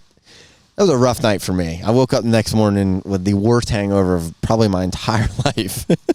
And all I'm seeing are these pictures and videos and this and that and the other. And then you and Brittany, you all get married. And I don't know if you were always like that wild or not. I mean, I always have been. But he wakes up with a hangover. I wake up with a wife and 2 kids. Ooh, I dodged that bullet, didn't I? Funny how that worked out. Thank you for taking that for me, bud. You're good. You're a good man. Right? But, then progress a little bit further. You and Brittany start dating. Then you get married. And the year that you all got married was when? 2018? I don't know. All right, we're going to edit that out. Hopefully she doesn't watch this podcast. She's close by. Be careful. She's down there at my pond with one of those, like, Indian things, like one of them blow darts, like... So you might want to scoot your chair this way, dude. So yeah, I think 2018 we went to the motorsports show again. I think that was my last hurrah for motorsports, if you say so. For the year. And do you remember any of that motorsports show or anything? That last one? I don't. I went on. I remember the table dancing with the year you're talking about, but went on with the next one. When I got us everybody kicked out of the hotel for signing the granite Sharpies? walls and all that. Oh, geez. Sharpies. Yeah, that's right. You were involved in that, right? I was not involved with that. I thought you were. No. Oh. Yeah, come I on. heard you were. I'm a good wholesome boy. I don't. I mean, I know you are, but I swore you signed that wall. No, I was not with you when you were doing that. I heard all about it. I was not part of that one. Allegedly. Allegedly. There's a picture out there somewhere. I think this one girl has it. I'll have to see if she'll send me the picture. And I'm going to scan for your name. All right, you do that. Maybe I was there. I don't remember it. It's like CJ Faison. I'm pretty sure it was David Gravel and not Reinhardt. The other Chad Baseflog. Oh, Baseflog. Yeah. Yeah. He was there. I thought you were with us. I don't know. I could be wrong. But that's how motorsports goes. And that was basically one of my first interactions with you was motorsports, Right. pretty much. And then, from there, it's been, it just doesn't seem like that long. I feel... No, that's why when you say 2018, that seems like shit. 2 years ago. That's what I think. Yeah, exactly. 2 years ago. 2 years ago. Yeah. Oh man, is there any final thoughts that you have about racing, about anything? A hot take? Do you want to call anybody out on the podcast? Yes, call someone out. Son of a bitch, Call she got someone. fucking stoned. It's funny because right now I see I do have a voicemail here, so Just play it. no, I'm not gonna play it. Play it. But I'll change the voice. Photographers. Oh jeez, please go with this. Please Go with this? This Yes. is good. So photographers and and writers they are important for racetracks and for drivers and all that to get the content out there and get the pictures out there and stuff and I got a photographer right now that I need to call back, and he's a little upset because I used a couple of his pictures in some of my social media graphics, and it's, they come to the track, which is great, but it's so hard to get content from them. They want to come, they want to be a part of it, and you ask them for 25 pictures and you get nothing.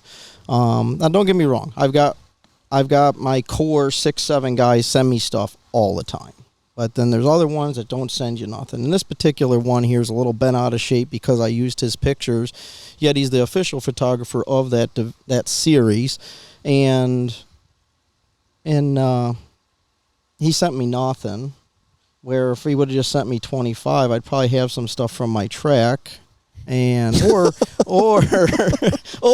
if he just sent me his whole thing of, it ain't like I'm out selling his pictures. Right. That would be different. And he should be happy because I went and pulled out some nice pictures because I thought because he shoots nice stuff. And he is calling me, so we'll take care of this. But it's just frustrating. I got to go through this. You know what I mean? No, it is. You let you into the track for nothing. You take the pictures. I get nothing. Where I'm supposed to get content, and then when you use their pictures, you whited out my watermark. Well, no, I didn't. Your watermark just didn't fit in the graphic. Exactly. I mean, I have no problem leaving your watermark in there. Whatever. It doesn't really need to be there, but and it's just, those are just some of the pet peeves that, and some there's a couple promoters out there that have some pretty tough criteria to get credentials, and mine isn't tough. I try to make it as easy as you can. 25 pictures. It sounds pretty simple. Just 25. Easy. I don't care. You could send me 25 pictures. You go through that pits and shoot 25 and then go have fun and send it to me. I might not like what you sent me, but that is what I asked. And right. Maybe we fix that later. But let's start with that. And if I'm the photographer, I also would want you using my best shots. So I'm going to send you 25 of my best photos, and I hope you put them in the graphics. Yep. And that's typically Easy. From these other folks that I get, it's funny because one of them said because it takes them like 3-4 days to get them to me. I was like, why it take so long? Well, I want to edit them. I want to get them nice for you. Mm-hmm. I was like, well, I appreciate that, but can you at least send me the Victory Lane ones right away? And he does. Yeah. You know what I mean? I get the Victory Lane ones like that, That's and simple. then he sends me the other ones later, and that's all we ask for out of video or photographers and writers. Send us a link to the article they put out, and I usually am kind enough that if it's for a paper that I know is coming out on whatever day, I won't share it on my social media till after that, or I'll let them put it out first and then stuff. But that's just another thing that we go through is with promoting, and it's a gratifying business at times. A lot of times. I mean, I'm very proud of what we put together here at Bridgeport. I'm very proud of what we put together at Action Track. I'm proud of every racer that comes and races with us, and I'm appreciative of everyone that comes. There's shit to go through it all. In any business you're in, you get criticized and critiqued, and that's just part of it. And I need to learn to accept some of it better and deal with it better, and hopefully I get better at some of that stuff. Okay, I got one more thing. Oh boy, I opened my mouth. Yeah, you open your mouth, all right. Because the shit drives me up a wall. The river? If there's one thing I complain about more than anything over the past couple of years, what has it been? Oh boy. You know this because we've had this conversation multiple times. Oh boy. And it's more of the series that does it, and then you, attaboy, pat Mid-Atlantic on the back and say, yeah, that's good. Oh, I was going to ask about this. I forgot. The redraw. Yeah. It's the stupidest thing on earth. Well, I hate it. But it's. Can I? But it. Go ahead. Go ahead with yours. Well, can I ask you, why do you like the top 12 redrew? Can I give you my synopsis real quick? Why 12? Or no, why not just like a top 5 or not top 5, I guess, but top 6 redraw? Be a man. Pass 11 cars, not I've 5. done it 3 weeks in a row. I'm over it. Well, let's do He's it. a promoter, though. You're going to get a biased answer. He wants to show. 100%. Well, let me go one step further. Godon's got to pass 14 cars. He's got to start 15th every week. He don't get 12. He's got to go 15th. Well, I'm in the same boat as him. I started 18th and 15th and 12th. we're in the entertainment business. Okay, I mean we're twofold. All right, so we're in the entertainment business. Why we redraw that for the feature? We want to see you guys pass your way to the front, not start up front and run up front.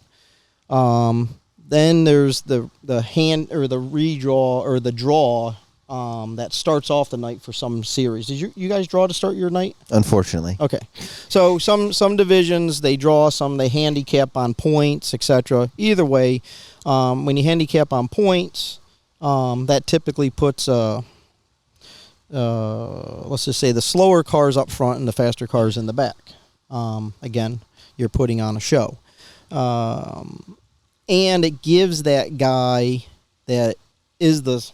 And I'm just using slower car, whatever you want to call it, lesser. It's okay. You know, we live in seventh place trophy world, but you can say it as there's slow cars and fast cars. Yes. Yeah. All right. So that gives John Doe the feeling that he can come there and beat Ryan in a heat race and qualify because he gets to start first and Ryan's got to start 10th. Okay. But when you do a time trial race, which is what all the good drivers want. Absolutely. They want a time trial race because now they are probably going to start up front and little Johnny's going to start 10th or 11th. Yep. And he's probably going home. Yes.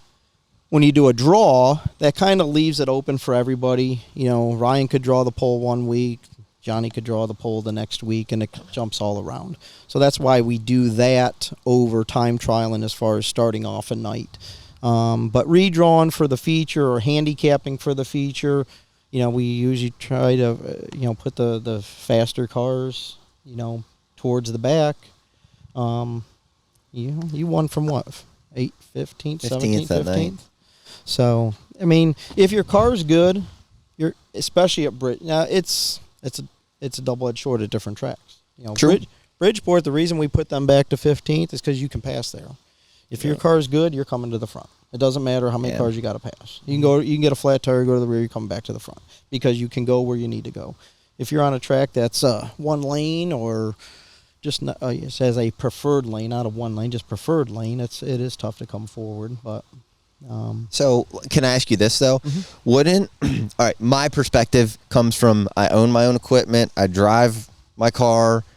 I'm not a car owner, just a car owner or just a driver. I'm definitely not a track owner or promoter. But from my perspective of things, I'm spending a ton of money to go racing. I've got basically a full-time guy, Chase, that busts his ass in that shop.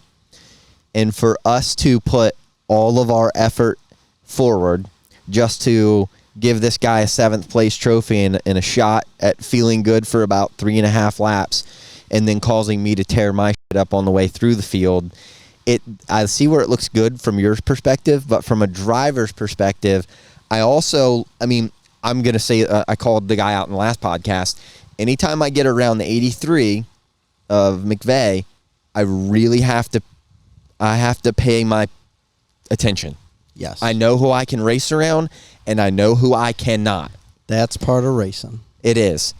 But do you think that as a promoter, if you had 6 really fast guys starting in the top 6 that know how to race really well against each other, don't you think that the faster we can get out front and put on a great show and then dice into some lap traffic, don't you think that's even a better show? Or what's your perspective on that? I mean, you got 6 good guys, like the World of Outlaws. Right. They don't pan back there to 15th to see Sheldon coming through the field if he has a bad night or something. If you have enough good cars, that works.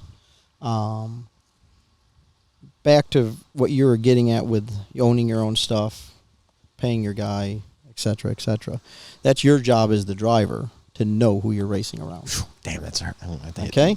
You got to know who you're racing around. Some guys are just weapons out there. You have no idea what direction they're going, but usually those guys are slow enough. If you're smart enough, you'll get past them pretty quickly. Guys like the 83, he's good. He's fast. Oh, he is, yeah. Okay, he's fast. He's a grenade. He doesn't win. What's that? He's a grenade. He's a grenade. He doesn't win a lot. He will use you up. Yes. Which that's where he's the hard one. Yankowski, the one we talked about earlier, Frank, same way. They're aggressive drivers. They're fast enough that it's hard to get by them and get away from them fast. Those are the worst ones to deal with. Yeah. Anytime Okay. I get to him, I'm like, But in your top 6 scenario or whatever, you're probably still going to have to deal with him at least 50% of the time. He'll absolutely. be part of that. Yeah. Okay. So it's, when I help Craig at Grandview, we want what we call the jam cars up front. Okay. We want the jam cars because that allows him to navigate the traffic as he's dealing with the other 2 good guys that are there. He hopes they get jammed up and he makes it past them quicker. We call them jam cars. Now, Bridgeport, you don't really get that because there's so much room to race. But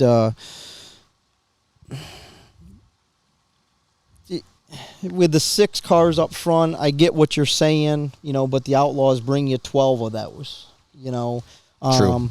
With you guys, is there 6 right now that are that fast? No. Maybe 4, 5, 4. Solid 4, maybe 5, depending on the week. At these other tracks, just in the modified world, is there that many? No. There's usually 3 at every track.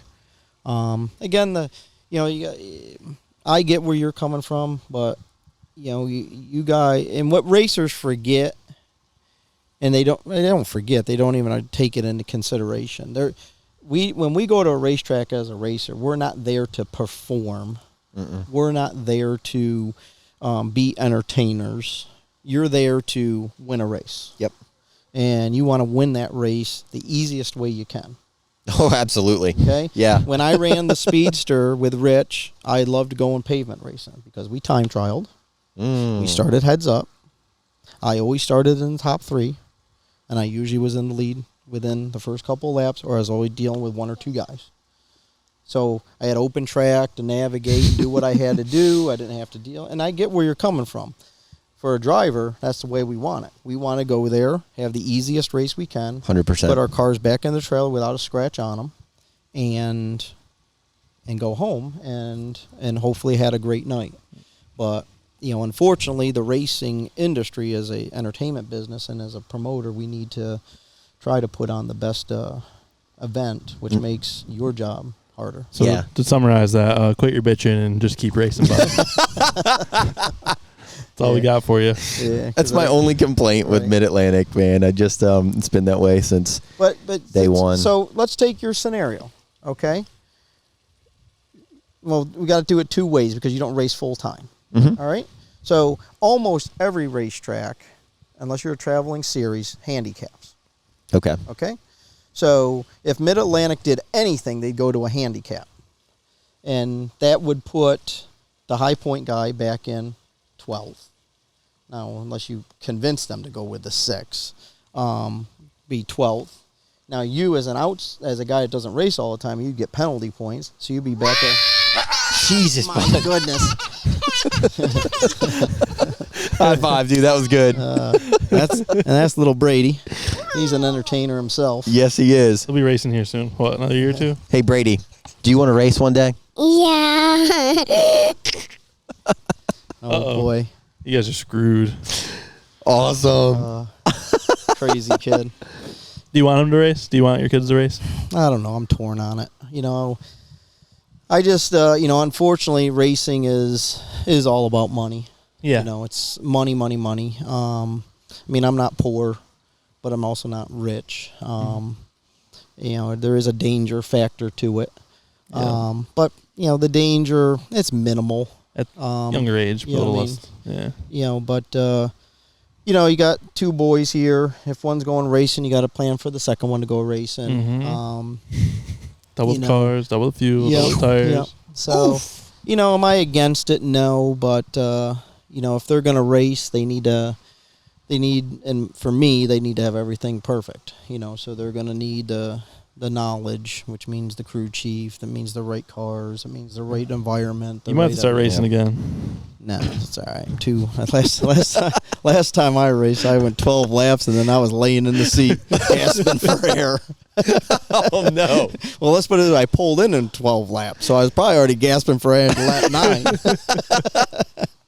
But when you get, when you don't race much, you use a lot of. It's like you're helping your buddy move. The next day, you feel every muscle you haven't used. Right. Absolutely. When you stop racing for a couple of years and hop back behind the wheel, you realize, ooh, I didn't use these muscles up here, and you get Been a pretty while. wore out. Yeah. Yeah, that's awesome. But we'll see if the kids race. I mean, I'm not against it. Just if they're going to race, they need to be done right.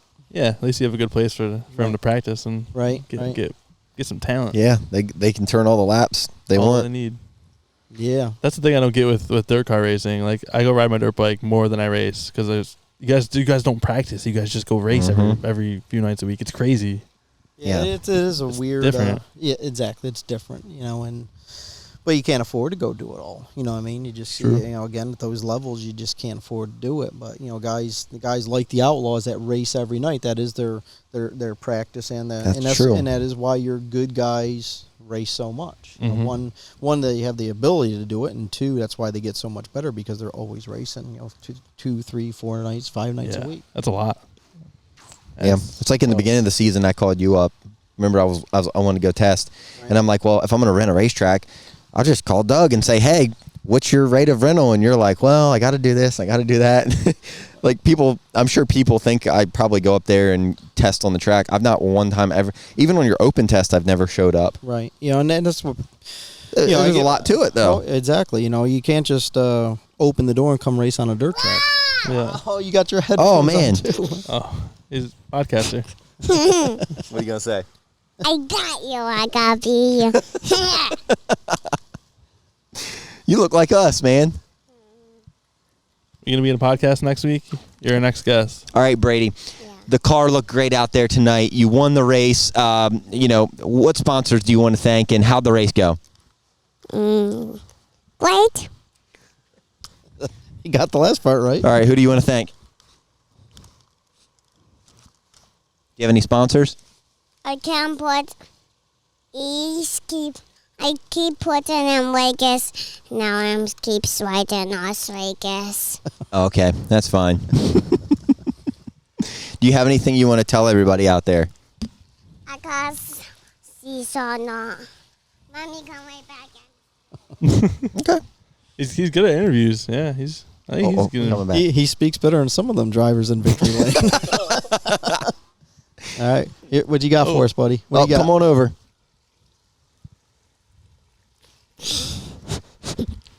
Say it. Go ahead, say it. Say it.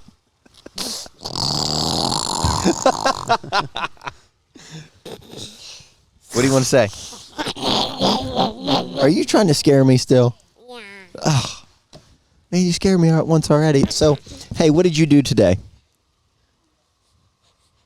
What'd you do? Now you're being bashful. This kid's never bashful. Yep. Okay. What'd you do today? Did you go swimming? That works. That's how I want you to start talking on Right. race control. Right? Yeah, there you go. There you go. That's awesome, man. Well, Doug, appreciate you being on the podcast. Thanks for having me. This is Thanks. cool. I think we gotta do another part of this, part 2 or 3, maybe. Yeah, there's got to be a part 2 because there's a little bit deeper conversations that I think could be had about some certain topics. I think you should do this as a racetrack, though. I mean, you see our setup; it's pretty simple. It's mobile. Right. I mean, even if you recap the good and not so good stuff, Right. Everybody loves the tea, loves the drama. There's a reason why everybody used to watch Entertainment Tonight at Right, 7:00 because they gave all the bullshit that happened Right, throughout right. the week with celebrities. You could do the same thing with the track. Hey, Johnny and Sally got in the fight in the pits with whatever. I think that's entertaining content because then it's coming straight from the horse's mouth instead of Right, being right. spread through the internet or something. And I don't know. I would love to do stuff like this, but again, it just comes down to time. Just there's so much to do, and again, like I said before, about getting to that certain level. Where I can get to a certain level that I can have people do the stuff that I'm doing right now. I do all the promoting, the social media stuff. I kind of do it all, the scheduling, and if we can get someone to. I can get to a level where I'm comfortable giving that up and can do more stuff like this. I'd much rather sit here and do stuff like this. And Dylan. What? Dylan, let's go. Step up, buddy. We got to do it, buddy. I can't run that camera forever. Right. You just panel left and right. We got to get somebody else. Oh in there. man, that'd be cool. So if you ever decide to do this, we'll obviously be able to plug your podcast channel in Bridgeport and all that kind of stuff. And if you all have not already gone to a Bridgeport race, maybe wait until one of the weeks that I'm there. Yeah. Come out and meet and greet. We do have another. I'm gonna do another 500 T-shirt giveaway thing again at the track. So I'll announce that at some point. So if you want a free T-shirt, I'll be announcing that on there. Come out. It's a big to-do. They always have a lot of good racing, and again, you can't pick a bad week to go there. So get to Swedesburg, New Jersey. See it for yourself. Experience it. Maybe it's not your thing. Maybe it is. Maybe you're going to be hooked and be an addict like the rest of us of racing, and you'll never be the same for the rest of your life. So without any further ado, Doug, thank you. Sir, thank you. Chris, thank you, sir, for Doug, thank you, CJ. I like Chris's perspective. So without any further ado, love you all so much. We will see you on the next podcast next Monday morning. If you see a huge hauler behind the stands, it looks like a NASCAR rig. That means CJ's there. So make sure you come by and say hello.